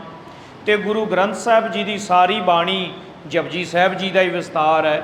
ਜਪਜੀ ਸਾਹਿਬ ਜੀ ਨੂੰ ਸਾਧ ਸੰਗਤ ਜੀ ਸਮਝਣ ਲਈ ਸਮੁੱਚੀ ਬਾਣੀ ਦਾ ਪਾਠ ਕਰਨਾ ਚਾਹੀਦਾ, ਤੇ ਸਮੁੱਚੀ ਬਾਣੀ ਦਾ ਹੀ ਮਹਾਤਮ ਜਪਜੀ ਸਾਹਿਬ ਵਿੱਚੋਂ ਹੀ ਮਿਲ ਜਾਂਦਾ। ਇਹ ਸਾਧ ਸੰਗਤ ਜੀ ਬ੍ਰਹਮ ਗਿਆਨ ਦੀ ਦਾਤੀ ਹੈ ਬਾਣੀ ਜਪਜੀ ਸਾਹਿਬ ਦੀ। ਇਉਂ ਜਾਣੋ ਪਾਰ ਬ੍ਰਹਮ ਪਰਮੇਸ਼ਰ ਦਾ ਮਿਲਾਪ ਹੀ ਕਰਵਾਉਂਦੀ ਹੈ ਇਹ ਬਾਣੀ। ਪਾਰ ਬ੍ਰਹਮ ਪਰਮੇਸ਼ਰ ਦੇ ਨਾਲ ਇਕਮਿਕ ਕਰਨ ਵਾਲੀ ਹੈ। ਤੋ ਇਸ ਕਰਕੇ ਨਾ ਮਨ ਦੇ ਵਿੱਚੋਂ ਹਰ ਪ੍ਰਕਾਰ ਦਾ ਸੰਸਾ ਹਨੇਰਾ ਮਿਟਾਉਣ ਵਾਲੀ ਹੈ ਜਪਜੀ ਸਾਹਿਬ ਜੀ ਦੀ ਬਾਣੀ। ਇਸ ਲਈ ਜਪ ਨਾਮ ਰੱਖਿਆ। ਜਪ, ਜਪ ਦਾ ਅਰਥ ਹੈ ਸਿਮਰਨਾ, ਯਾਦ ਕਰਨਾ। ਤੋ ਯਾਦ ਕਿਹਨੂੰ ਕਰਨਾ? ਆਪਣੇ ਆਪੇ ਨੂੰ, ਅਸਲ ਸਰੂਪ ਨੂੰ। ਮਨ ਤੂੰ ਜੋਤ ਸਰੂਪ ਹੈ, ਆਪਣਾ ਮੂਲ ਪਛਾਣ। ਇਹ ਹੈ ਜਪਜੀ ਸਾਹਿਬ ਜੀ ਦਾ ਜੋ ਅਸਲ ਮਹਾਤਮ। ਸਾਰੀ ਗੁਰਬਾਣੀ ਦਾ ਜਿੱਤੇ ਆਰੰਭ ਹੈ ਜਪਜੀ ਸਾਹਿਬ, ਉਤੇ ਸਾਰ ਰੂਪ ਵੀ ਹੈ। ਕਿੱਥੋਂ ਤੱਕ ਜਪਜੀ ਸਾਹਿਬ ਜੀ ਦੀ ਬਾਣੀ ਦਾ ਹੀ ਹੁਣ ਮਹਾਤਮ ਦੱਸੀ ਚੱਲੀਏ। ਜੋ ਸਭ ਤੋਂ ਸਿਰਮੌਰ ਹੈ ਬਾਣੀ, ਇਸ ਲਈ ਵੱਧ ਤੋਂ ਵੱਧ ਜਪਜੀ ਸਾਹਿਬ ਦਾ ਅਭਿਆਸ ਕਰਨਾ ਚਾਹੀਦਾ ਹੈ। ਜਿੰਨਾ ਵੀ ਇੱਕ ਤਾਂ ਜਪਜੀ ਸਾਹਿਬ ਕੰਠ ਜ਼ਰੂਰ ਕਰਨਾ ਚਾਹੀਦਾ ਹੈ। ਫਿਰ ਤੁਰੇ ਫਿਰਦਿਆਂ, ਸੈਰ ਕਰਦਿਆਂ, ਤੇ ਮੋਟਰਸਾਈਕਲ, ਕਾਰ, ਗੱਡੀ ਮੋਟਰ ਚਲਾਉਂਦਿਆਂ, ਔਰ ਸਾਧ ਸੰਗਤ ਜੀ ਜਦੋਂ ਵੀ ਕੋਈ ਐਸਾ ਕੰਮ ਕਰੀਏ ਕਿ ਜਿਹਦੇ ਨਾਲ ਬਾਣੀ ਪੜ੍ਹ ਸਕਦੇ ਹੋਈਏ, ਮਨ ਵਿੱਚ ਵੱਧ ਤੋਂ ਵੱਧ ਜਪਜੀ ਸਾਹਿਬ ਜੀ ਦਾ ਅਭਿਆਸ ਕਰਨਾ ਚਾਹੀਦਾ। ਅਪਰ ਨਾ ਉੱਤਮ ਜਿਸ ਤੇ ਕੋਈ, ਇਸ ਬਾਣੀ ਤੋਂ ਉੱਤਮ ਕੁਝ ਨਹੀਂ। ਕਈ ਮਾਈਆਂ ਨਾ ਕਿਸੇ ਪੰਡਤ ਕੋਲ ਜਾਂਦੀਆਂ ਨੇ, ਕਈ ਕਿਸੇ ਮੌਲਵੀ ਕੋਲ ਚਲੀਆਂ ਜਾਂਦੀਆਂ, ਕੋਈ ਕਿਸੇ ਹੋਰ ਪਖੰਡੀ ਕੋਲ। ਉਹ ਕਈ ਤਰ੍ਹਾਂ ਦੇ ਜੰਤਰ ਮੰਤਰ ਟੂਣੇ ਟੋੜ ਕੇ ਦੱਸਦੇ ਨੇ। ਭੈਣੋ ਸੁਣ ਲਓ, ਮਹਾਰਾਜ ਜੀ ਕਹਿੰਦੇ ਨੇ ਜਪਜੀ ਸਾਹਿਬ ਤੋਂ ਸ਼ਕਤੀ ਵੱਧ ਕਿਸੇ ਮੰਤਰ ਵਿੱਚ ਨਹੀਂ ਜੇ। ਸਭ ਤੋਂ ਵੱਧ ਬਾਣੀ ਜਪਜੀ ਜਿਹੜੀ ਸ਼ਕਤੀ ਆ ਨਾ ਉਹ ਬਾਣੀ ਜਪਜੀ ਸਾਹਿਬ ਜੀ ਦੇ ਵਿੱਚ ਹੈ। ਇਸ ਲਈ ਜੋ ਵੀ ਕੋਈ ਕਾਰਜ ਤੁਸੀਂ ਕਰਨਾ ਚਾਹੁੰਦੇ ਹੋ ਜਪਜੀ ਸਾਹਿਬ ਜੀ ਦਾ ਪਾਠ ਕਰਕੇ ਅਰਦਾਸ ਕਰਿਆ ਕਰੀਏ, ਸਾਰੀ ਕਾਰਜ ਰਾਸ ਹੋਣਗੇ। ਔਰ ਆਸਾਨ ਹੈ, ਬਹੁਤ ਸੁਖੇਨ ਹਰ ਦਾਤ ਮਿਲ ਜਾਂਦੀ ਹੈ। ਇਹ ਜਪਜੀ ਸਾਹਿਬ ਫਿਰ ਸੋ ਦਰ ਫਿਰ ਸੋ ਪੁਰਖ ਤੇ ਫਿਰ ਸਾਧ ਸੰਗਤ ਜੀ ਸੋਹਿਲਾ। ਇਹ ਨਿਤਨੇਮ ਦੀਆਂ ਬਾਣੀਆਂ ਲਿਖਵਾ ਕੇ ਫਿਰ ਰਾਗ ਆਰੰਭ ਕੀਤੇ ਨੇ। ਤੇ ਪਹਿਲਾ ਰਾਗ ਕਿਹੜਾ ਰੱਖਿਆ? ਸ੍ਰੀ ਰਾਗ। ਸ੍ਰੀ ਰਾਗ ਰਾਤ ਦਾ ਰਾਗ ਹੈ। ਇਹ ਹਨੇਰੇ ਦਾ ਪ੍ਰਤੀਕ ਹੈ, ਅਗਿਆਨਤਾ ਦਾ, ਭੁਲੇਖੇ ਦਾ, ਭਰਮ ਦਾ। ਤੇ ਆਖਰੀ ਰਾਗ ਕਿਹੜਾ ਰਖਵਾਇਆ? ਉਦੋਂ 30 ਰਾਗ ਸਨ ਆਦਿ ਬੀੜ ਦੇ ਵਿੱਚ। ਉਹ ਸੀ ਪ੍ਰਭਾਤੀ। ਪ੍ਰਭਾਤੀ ਚਾਨਣ ਦਾ, ਪੌ ਫੁਟਾਲੇ ਦਾ, ਗਿਆਨ ਦਾ ਪ੍ਰਤੀਕ ਹੈ। ਤੋ ਜਿਹੜਾ 31 ਰਾਗਾਂ ਦਾ ਸਾਧ ਸੰਗਤ ਜੀ ਸਫ਼ਰ ਹੈ ਨਾ, ਇਹ ਸ੍ਰੀ ਰਾਗ ਮਾਝ ਗੌੜੀ ਆਸਾ ਗੂਜਰੀ, ਇਹ ਸਫ਼ਰ ਜਿਹੜਾ ਹੈ ਹਨੇਰੇ ਤੋਂ ਚਾਨਣ ਵੱਲ ਹੈ, ਅਗਿਆਨਤਾ ਤੋਂ ਗਿਆਨ ਵੱਲ ਦਾ ਚਾਨਣ ਦਾ ਸਫ਼ਰ ਹੈ। ਅਨੇਕਾਂ ਘਰਾਂ ਦੇ ਵਿੱਚ ਵੱਧ ਤੋਂ ਵੱਧ 17 ਘਰ ਆਏ ਨੇ। ਆਸਾਵਰੀ ਜੋ 17ਵੇਂ ਘਰ ਵਿੱਚ ਗਾਉਣ ਦੀ ਹਦਾਇਤ ਕੀਤੀ ਹੈ, 17 ਘਰ ਵੱਧ ਤੋਂ ਵੱਧ ਆਏ ਨੇ ਬਾਣੀ ਵਿੱਚ। ਇਸ ਤਰ੍ਹਾਂ ਜਦੋਂ ਸਤਿਗੁਰਾਂ ਦੀ ਆਗਿਆ ਨਾਲ ਬਾਣੀ ਲਿਖਦਿਆਂ ਚੌਪਦੇ ਸ਼ਬਦ ਫਿਰ ਤੇਪਦੇ ਫਿਰ ਦੋਪਦੇ ਫਿਰ ਪੰਚਪਦੇ ਫਿਰ ਅਸ਼ਟਪਦੀਆਂ ਫਿਰ ਸ਼ੰਤ ਲਿਖ ਕੇ ਭਾਈ ਗੁਰਦਾਸ ਜੀ ਨੇ ਸਾਰੇ ਸ਼ਬਦ ਜਾਣ ਲੈ ਕੇ ਇਹ ਕਿਹੜੇ ਗੁਰੂ ਸਾਹਿਬ ਜੀ ਦਾ ਹੱਥ ਜੋੜ ਕੇ ਬੇਨਤੀ ਕੀਤੀ, ਸੱਚੇ ਪਾਤਸ਼ਾਹ ਜੀ ਤੁਹਾਡੀ ਕਿਰਪਾ ਦੇ ਨਾਲ ਇਹ ਗਿਆਨ ਪਾ ਲਿਆ ਹੈ ਕਿ ਕਿਹੜੀ ਬਾਣੀ ਕਿਹੜੇ ਗੁਰੂ ਸਾਹਿਬ ਜੀ ਦੀ ਹੈ। ਤੋ ਸੱਚੇ ਪਾਤਸ਼ਾਹ ਜੀ ਇਹ ਜਿਹੜਾ ਘੋਰ ਕਲਯੁਗ ਦਾ ਸਮਾਂ ਹੈ ਨਾ, ਬੜਾ ਭਿਆਨਕ ਸਮਾਂ ਹੈ। ਤਾਂ ਸੱਚੇ ਪਾਤਸ਼ਾਹ ਜੀ ਇਹ ਅਗਿਆਨਤਾ ਦਾ ਸਮਾਂ ਤੇ ਮਨੁੱਖ ਜਿਹੜਾ ਹੈ ਉਹ ਆਪਣੇ ਆਪੇ ਨੂੰ ਨਾ ਪਛਾਣੇਗਾ, ਗੁਰੂ ਨੂੰ ਨਾ ਪਛਾਣੇਗਾ। ਤੁਹਾਡੀ ਕਿਰਪਾ ਹੋਵੇਗੀ ਤਾਂ ਇਹ ਕਲਾ ਵਰਤਦੀ, ਜਿਵੇਂ ਕੋਈ ਇਸਤਰੀ ਆਪਣੇ ਪੁਰਸ਼ ਦੀ ਆਵਾਜ਼ ਪਛਾਣ ਲੈਂਦੀ, ਉਹਦੀ ਆਹਟ ਤੋਂ ਬੁੱਝ ਲੈਂਦੀ ਹੈ। ਇਸ ਕਰਕੇ ਪੋਥੀ ਪੜ੍ਹਦਿਆਂ, ਗੁਰਬਾਣੀ ਪੜ੍ਹਦਿਆਂ ਆਪ ਜੀ ਦੇ ਸਿੱਖ ਜਿਹੜੇ ਹੋਣਗੇ ਉਹ ਬੁੱਝ ਲੈਣਗੇ। ਚਾਰਾਂ ਪਾਤਸ਼ਾਹੀਆਂ ਦੀ ਬਾਣੀ ਐਵੇਂ ਸਤਿਗੁਰਾਂ ਨੇ ਜੋ ਲਿਖੀ ਹੈ, ਭਾਈ ਗੁਰਦਾਸ ਜੀ ਨੇ ਕੱਲਾ ਕੱਲਾ ਅੱਡ ਅੱਡ ਕਰਕੇ ਸ਼ਬਦ ਉਹਦੇ ਉੱਤੇ ਮਹੱਲੇ ਦੀ ਸੂਚਨਾ ਦੇ ਦਿੱਤੀ। ਤੇ ਹੋਰ ਵੀ ਜਿਹੜੇ ਬਾਕੀ ਸ਼ਬਦ ਹਨ ਉਹ ਜਿਹੜੇ ਕਈ ਰਲੇ ਪੈ ਗਏ ਸਨ ਨਾ, ਉਹ ਮਿਹਰਬਾਨ ਜਿਵੇਂ ਕਰਦਾ ਸੀ ਉਹ ਹਟਾ ਦਿੱਤੇ। ਇਸ ਤਰ੍ਹਾਂ ਸਾਧ ਸੰਗਤ ਜੀ ਧੰਨ ਗੁਰੂ ਅਰਜਨ ਦੇਵ ਮਹਾਰਾਜ ਜੀ ਦੇ ਭਾਈ ਗੁਰਦਾਸ ਜੀ ਇਕਾਂਤ ਵਿੱਚ ਇਹ ਕਾਰਜ ਕਰਦੇ ਹਨ। ਉਧਰ ਜਿਹੜੇ ਭਗਤ ਸਾਹਿਬ ਨੇ ਫਿਰ ਉਹਨਾਂ ਨੇ ਵੀ ਆਣ ਦਰਸ਼ਨ ਦਿੱਤੇ ਹਨ, ਜਿਨ੍ਹਾਂ ਦੇ ਮਹਾਂਪੁਰਖਾਂ ਦੇ ਦਰਸ਼ਨ ਕਰਦਿਆਂ ਹੀ ਉਧਾਰ ਹੋ ਜਾਂਦਾ, ਪਾਰ ਉਤਾਰਾ ਹੋ ਜਾਂਦਾ। ਸਤਿਗੁਰੂ ਗਰੀਬ ਨਿਵਾਜ ਜੀ ਜਿਹੜੇ ਦੀਨਾਂ ਦੇ ਪ੍ਰਤਪਾਲਕ ਹਨ, ਭਗਤਾਂ ਨੇ ਆ ਕੇ ਨਮਸਕਾਰ ਕੀਤੀ, ਸਤਿਗੁਰਾਂ ਨੇ ਵੀ ਅੱਗੋਂ ਆਦਰ ਕੀਤਾ। ਬੜੇ ਪ੍ਰੇਮ ਦੇ ਨਾਲ ਇੱਕ ਦੂਜੇ ਨੂੰ ਮਿਲ ਕੇ ਖੁਸ਼ੀ ਦੇ ਨਾਲ ਸਾਧ ਸੰਗਤ ਜੀ ਚਿੱਤ ਵਿੱਚ ਆਨੰਦ ਧਾਰ ਕੇ ਮਿਲਣਾ ਕੀਤਾ। ਸਾਰਿਆਂ ਨੇ ਸਨਮੁਖ ਖੜੇ ਹੋ ਕੇ ਸਤਿਗੁਰਾਂ ਦੀ ਵਡਿਆਈ ਕੀਤੀ। ਆਪ ਜੀ ਪਾਰ ਬ੍ਰਹਮ ਪਰਮੇਸ਼ਰ ਨੇ ਆਪ ਹੀ ਮਨੁੱਖੀ ਤਨ ਧਾਰ ਲਿਆ ਹੈ। ਇਹ ਘੋਰ ਕਲਯੁਗ ਦਾ ਭਿਆਨਕ ਸਮਾਂ ਜਾਣ ਕਰਕੇ ਆਪ ਜੀ ਅਵਤਰਤ ਹੋਏ ਹੋ ਸਤਿਗੁਰੂ ਕਿਰਪਾਲੂ ਜੀ। ਆਪ ਜੀ ਭਗਤ ਵਛਲੋ, ਪ੍ਰੇਮ ਕਰਨ ਵਾਲੇ ਹੋ ਸੁਆਮੀ। ਸ਼੍ਰੀ ਗੁਰੂ ਅਰਜਨ ਦੇਵ ਜੀ ਆਪ ਜੀ ਨੇ ਜੋ ਪੰਜਵਾਂ ਤਨ ਇਹ ਨਾਨਕ ਜੋਤ ਨੇ ਧਾਰਿਆ ਹੈ। ਹੇ ਮਹਾਰਾਜ, ਰਾਜਿਆਂ ਦੇ ਵੀ ਵੱਡੇ ਰਾਜੇ ਵਿਰਾਜਮਾਨ ਹੋ। ਸਾਰੇ ਮੰਗਤੇ ਨੇ, ਤੁਸੀਂ ਹੀ ਦੇਣ ਵਾਲੇ ਦਾਤੇ ਹੋ। ਕਲੀ ਕਾਲ ਵਿੱਚ ਸਭ ਤੋਂ ਉੱਤਮ ਜੋ ਨਾਮ ਦੀ ਦਾਤ ਹੈ, ਇਹਦਾ ਦਾਨ ਆਪ ਜੀ ਦਿੰਦੇ ਹੋ। ਅਨੇਕਾਂ ਦਾ ਦਸਾਨ ਕੋ ਧਾਰ ਲੈਹੁ। ਤੇ ਅਨੇਕਾਂ ਦਾਸਾਂ ਸੇਵਕਾਂ ਨੂੰ ਦਾਨ ਆਪ ਜੀ ਦਿੰਦੇ ਹੋ ਤੇ ਸੇਵਕ ਪਾਰ ਉਤਰਦੇ ਨੇ। ਦੀਨ ਬੰਧੂ ਦਇਆਵਾਨ ਦਾਤਾ। ਆਪ ਜੀ ਦੀਨਾ ਬੰਧੂ ਹੋ ਤੇ ਦਇਆਵਾਨ ਦਾਤੇ ਹੋ। ਭਏ ਬਸ ਬੇਦੀਨ ਵਿਚੈ ਭਗਿਆਤਾ। ਆਪ ਜੀ ਬੇਦੀ ਬੰਸ ਦੇ ਵਿੱਚ ਗੁਰੂ ਨਾਨਕ ਰੂਪ ਧਾਰ ਕੇ ਪ੍ਰਗਟ ਹੋਏ। ਮੋਨੰ ਅੰਗੰ ਰੂਪ ਹੋਏ ਗੁਸਾਈ। ਫਿਰ ਆਪ ਜੀ ਅੰਗਦ ਰੂਪ ਦੇ ਵਿੱਚ ਦੂਸਰਾ ਸਰੂਪ ਧਾਰ ਲਿਆ। ਮੋਰੀ ਕੇ ਤ੍ਰਿਤੀ ਦੇਹ ਗਾਈ। ਇਹ ਬਾਬਾ ਮੋਹਰੀ ਜੀ ਦੇ ਪਿਤਾ ਧੰਨ ਗੁਰੂ ਅਮਰਦਾਸ ਜੀ ਦੇ ਰੂਪ ਵਿੱਚ ਤੀਸਰੀ ਦੇਹ ਵੀ ਤੁਸਾਂ ਧਾਰੀ। ਗੁਰੂ ਰਾਮਦਾਸ ਪ੍ਰਕਾਸ਼ੇ ਕੋ। ਫਿਰ ਗੁਰੂ ਰਾਮਦਾਸ ਮਹਾਰਾਜ ਜੀ ਦੇ ਰੂਪ ਦੇ ਵਿੱਚ ਹੇ ਸੱਚੇ ਪਾਤਸ਼ਾਹ ਆਪ ਜੀ ਨੇ ਦੇਹ ਧਾਰੀ ਹੈ। ਪੰਚਮੇ ਆਪ ਰੂਪੰ ਬਹੁਰੀ। ਇਸੇ ਪ੍ਰਕਾਰ ਆਪ ਜੀ ਨੇ ਹੁਣ ਪੰਚਮ ਰੂਪ ਦੇ ਵਿੱਚ ਜਿਹੜੀ ਦੇਹ ਧਾਰ ਕਰਕੇ ਸ੍ਰੀ ਅਰਜਨ ਠਾਂਡੇ ਹੋਇਗੇ। ਧੰਨ ਗੁਰੂ ਅਰਜਨ ਦੇਵ ਜੀ ਇਹ ਬਚਨ ਸੁਣ ਕੇ ਸਨਮੁਖ ਖੜੇ ਹੋਏ ਹੱਥ ਜੋੜੇ। ਬੜੇ ਮਧੁਰ ਪਿਆਰੇ ਬਚਨਾਂ ਦੇ ਨਾਲ ਆਦਰ ਸਨਮਾਨ ਦਿੱਤਾ। ਸਗਲ ਬਿਠਾਏ ਨਿਕਟੇ ਆਨੰਦੇ। ਬੜੇ ਆਨੰਦ ਦੇ ਨਾਲ ਕੋਲ ਬਿਠਾਇਆ ਸਾਰਿਆਂ ਨੂੰ। ਪੂਜਨ ਗਏ ਭਗਤ ਤੁਮ ਬ੍ਰਿੰਦੇ। ਤੇ ਪੁੱਛਣਾ ਕੀਤਾ ਆਪ ਜੀ ਸਾਰੇ ਜੋ ਭਗਤ ਸਾਹਿਬ ਮਹਾਂਪੁਰਸ਼ ਹੋ, ਆਪਣੋ ਨਾਮ ਸੁਣਾਵੋ। ਕਿਰਪਾ ਕਰਕੇ ਆਪਣੇ ਨਾਮ ਸੁਣਾ ਦਿਓ ਸਾਰੇ। ਆਗਮ ਕੋ ਹੇਤ ਬਤਾਵੋ। ਤੇ ਫਿਰ ਆਪਣੇ ਆਗਮਨ ਦਾ ਜੋ ਪ੍ਰਯੋਜਨ ਹੈ ਉਹ ਵੀ ਦੱਸ ਦਿਓ। ਇਸ ਪ੍ਰਕਾਰ ਤੁਮ ਕਰੁਣਾ ਕਰੀ। ਇਹ ਕਿਸ ਪ੍ਰਕਾਰ ਕਿਰਪਾ ਕਰਕੇ ਆਣਾ ਕੀਤਾ ਇੱਧਰ। ਸਫਲ ਗਲਬੇ ਤੁਮ ਘਰੀ। ਬਹੁਤ ਸਮਾਂ ਸਫਲ ਹੋਇਆ ਜੋ ਆਪ ਜੀ ਦੇ ਦਰਸ਼ਨ ਹੋਏ। ਕਹਿਓ ਕਬੀਰ ਜੋਰ ਜੁਗ ਹਾਥ। ਆ ਭਗਤ ਕਬੀਰ ਜੀ ਜੋ ਸਭ ਦੇ ਜਥੇਦਾਰ ਹਨ, ਮੁਖੀ ਹਨ, ਉਹਨਾਂ ਨੇ ਹੱਥ ਜੋੜੇ ਤੇ ਬਚਨ ਕੀਤੇ। ਸੁਨੋ ਸਗਲ ਸ੍ਰੀ ਅਰਜਨ ਨਾਥ। ਏ ਸ਼੍ਰੀ ਗੁਰੂ ਅਰਜਨ ਦੇਵ ਜੀ ਸੁਣੋ ਸਾਰੀ ਵਾਰਤਾ।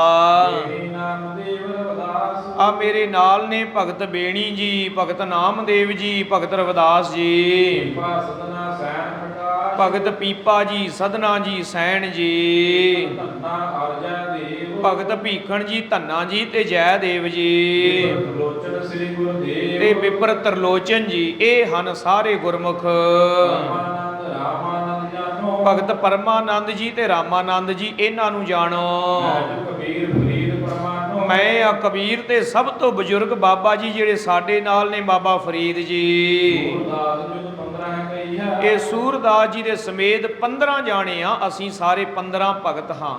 ਇਸ ਤਰ੍ਹਾਂ ਸਾਧ ਸੰਗਤ ਜੀ, ਇਹ ਜਿਹੜੇ 15 ਮਹਾਂਪੁਰਖ ਨੇ ਨਾ, 15 ਜਿਹੜੇ ਭਗਤ ਹਨ, ਇਹਨਾਂ ਨੇ ਆਪਣੇ ਆਪ ਦਾ ਸਤਿਗੁਰੂ ਮਹਾਰਾਜ ਜੀ ਦੇ ਨਾਲ ਪਰਿਚੈ ਦਿੱਤਾ ਹੈ ਕਿ ਇਹ ਆ ਅਸੀਂ। ਇਸ ਪ੍ਰਕਾਰ ਦੇ ਨਾਲ ਤਾਇਓ ਜਾਣੋ ਕਿ ਵੇਦ ਤੋਂ ਅਰਥ ਗਿਆਨ ਤੋਂ ਇੱਥੇ ਲੈਣਾ ਹੈ। ਸਾਧ ਸੰਗਤ ਜੀ, ਗਿਆਨ ਸਰੂਪ ਦੇ ਵਿੱਚ, ਆਤਮਿਕ ਸਰੂਪ ਦੇ ਵਿੱਚ, ਗਿਆਨ ਸਰੂਪ ਦੇ ਵਿੱਚ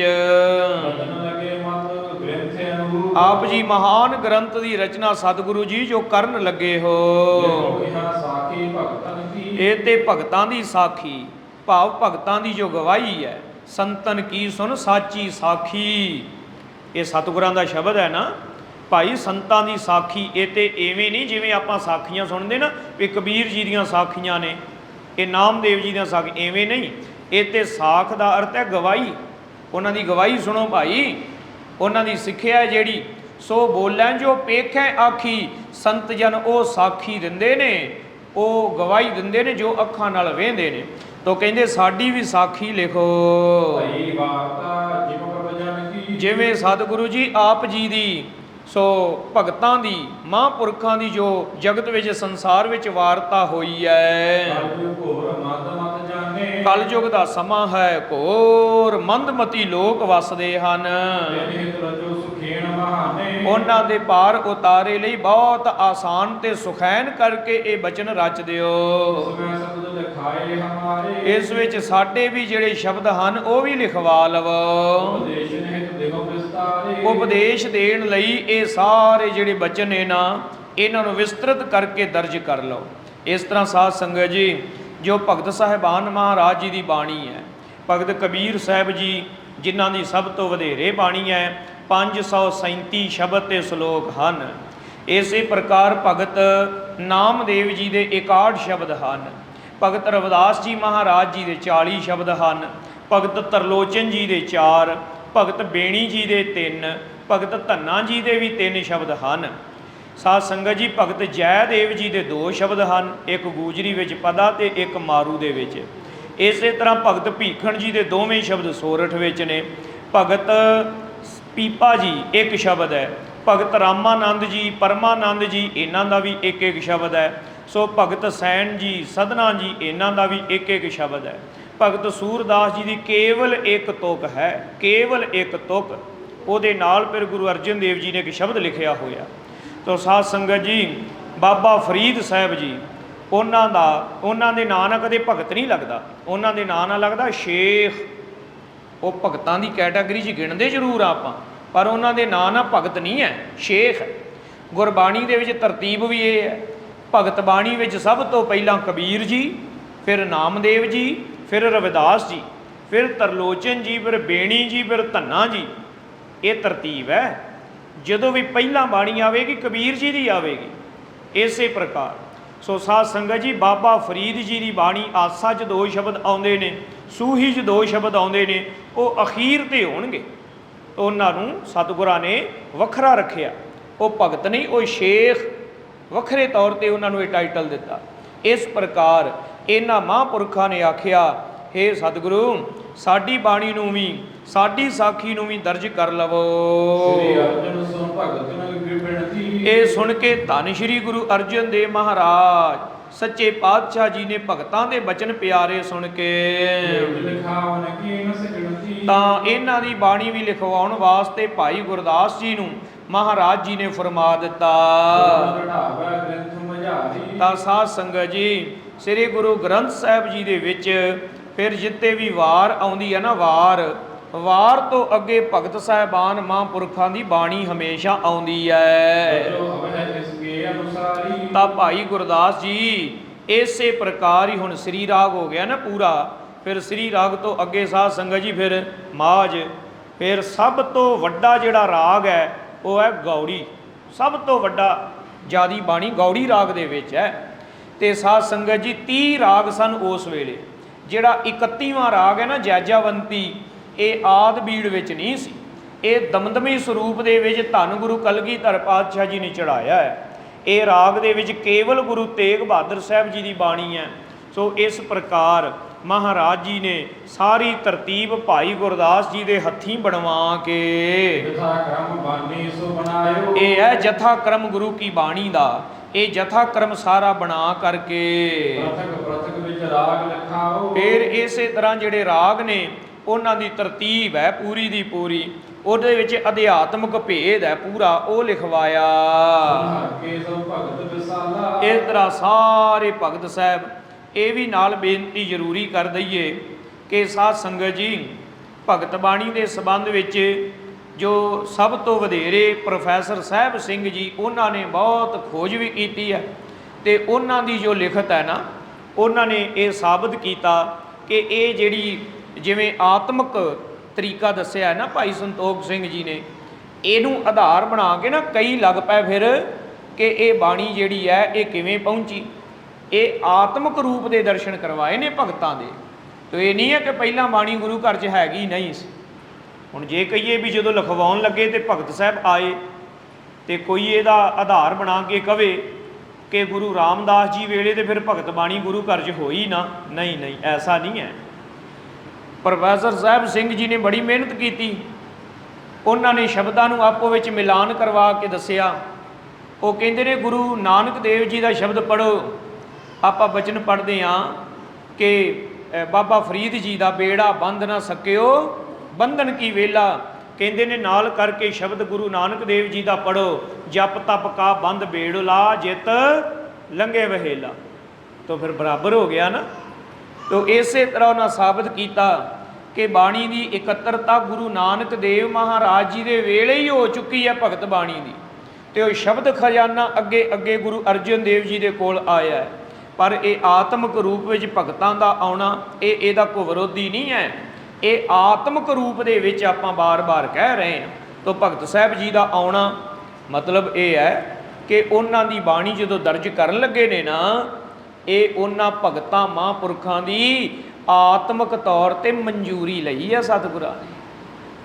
ਕਿਸੇ ਦੀ ਕੋਈ ਲਿਖੀ ਚੀਜ਼ ਹੋਵੇ, ਕੋਈ ਆਪਣੀ ਕਿਤਾਬ ਦੇ ਵਿੱਚ ਦਰਜ ਕਰ ਸਕਦਾ ਹੈ ਇੱਦਾਂ ਬਿਨਾਂ ਮਤਲਬ ਤੋਂ ਉਹਦੋਂ ਪੁੱਛੇ ਬਿਨਾਂ?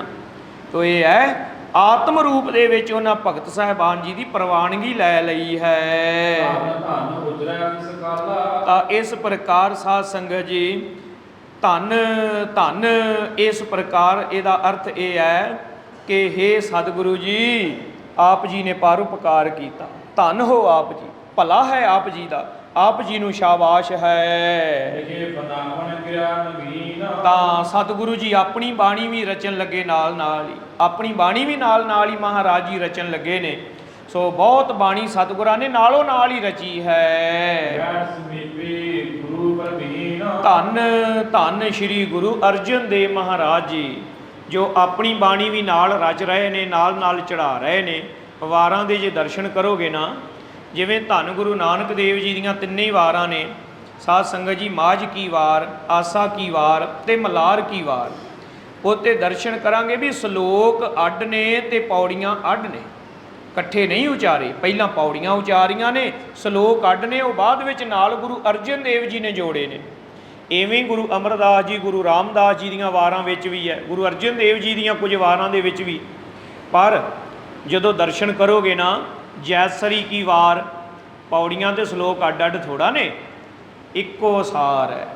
ਇਵੇਂ ਹੀ ਮਹਾਰਾਜ ਜੀ ਨੇ ਆਪਣੀਆਂ ਵਾਰਾਂ ਵਿੱਚ ਸ਼ਲੋਕ ਵੀ ਨਾਲੋਂ ਨਾਲ ਹੀ ਉਚਾਰੇ।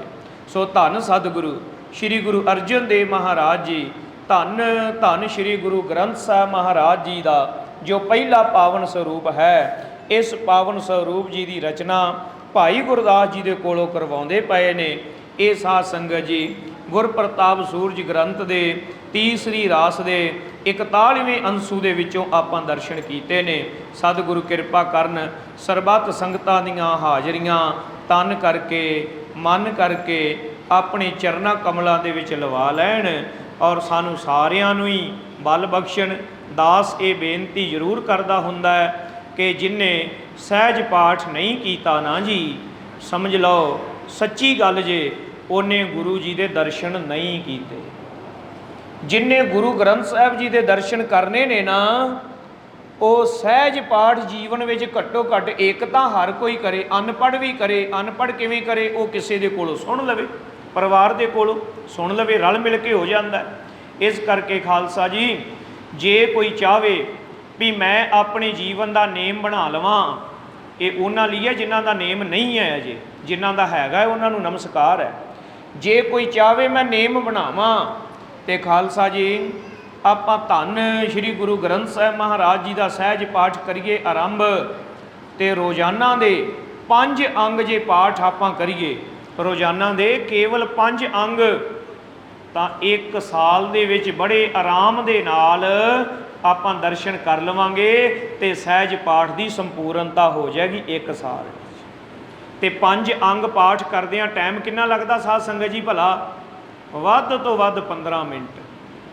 ਤੇ ਜੇ ਹਰ ਗੁਰੂ ਕਾ ਸਿੱਖ 15 ਮਿੰਟ ਕੱਢੇ ਸਹਿਜ ਪਾਠ ਕਰਨ ਲਈ, ਤੇ ਉਹ ਹਰ 1 ਸਾਲ ਦੇ ਵਿੱਚ 1 ਸਹਿਜ ਪਾਠ ਕਰ ਲਿਆ ਕਰੇਗਾ।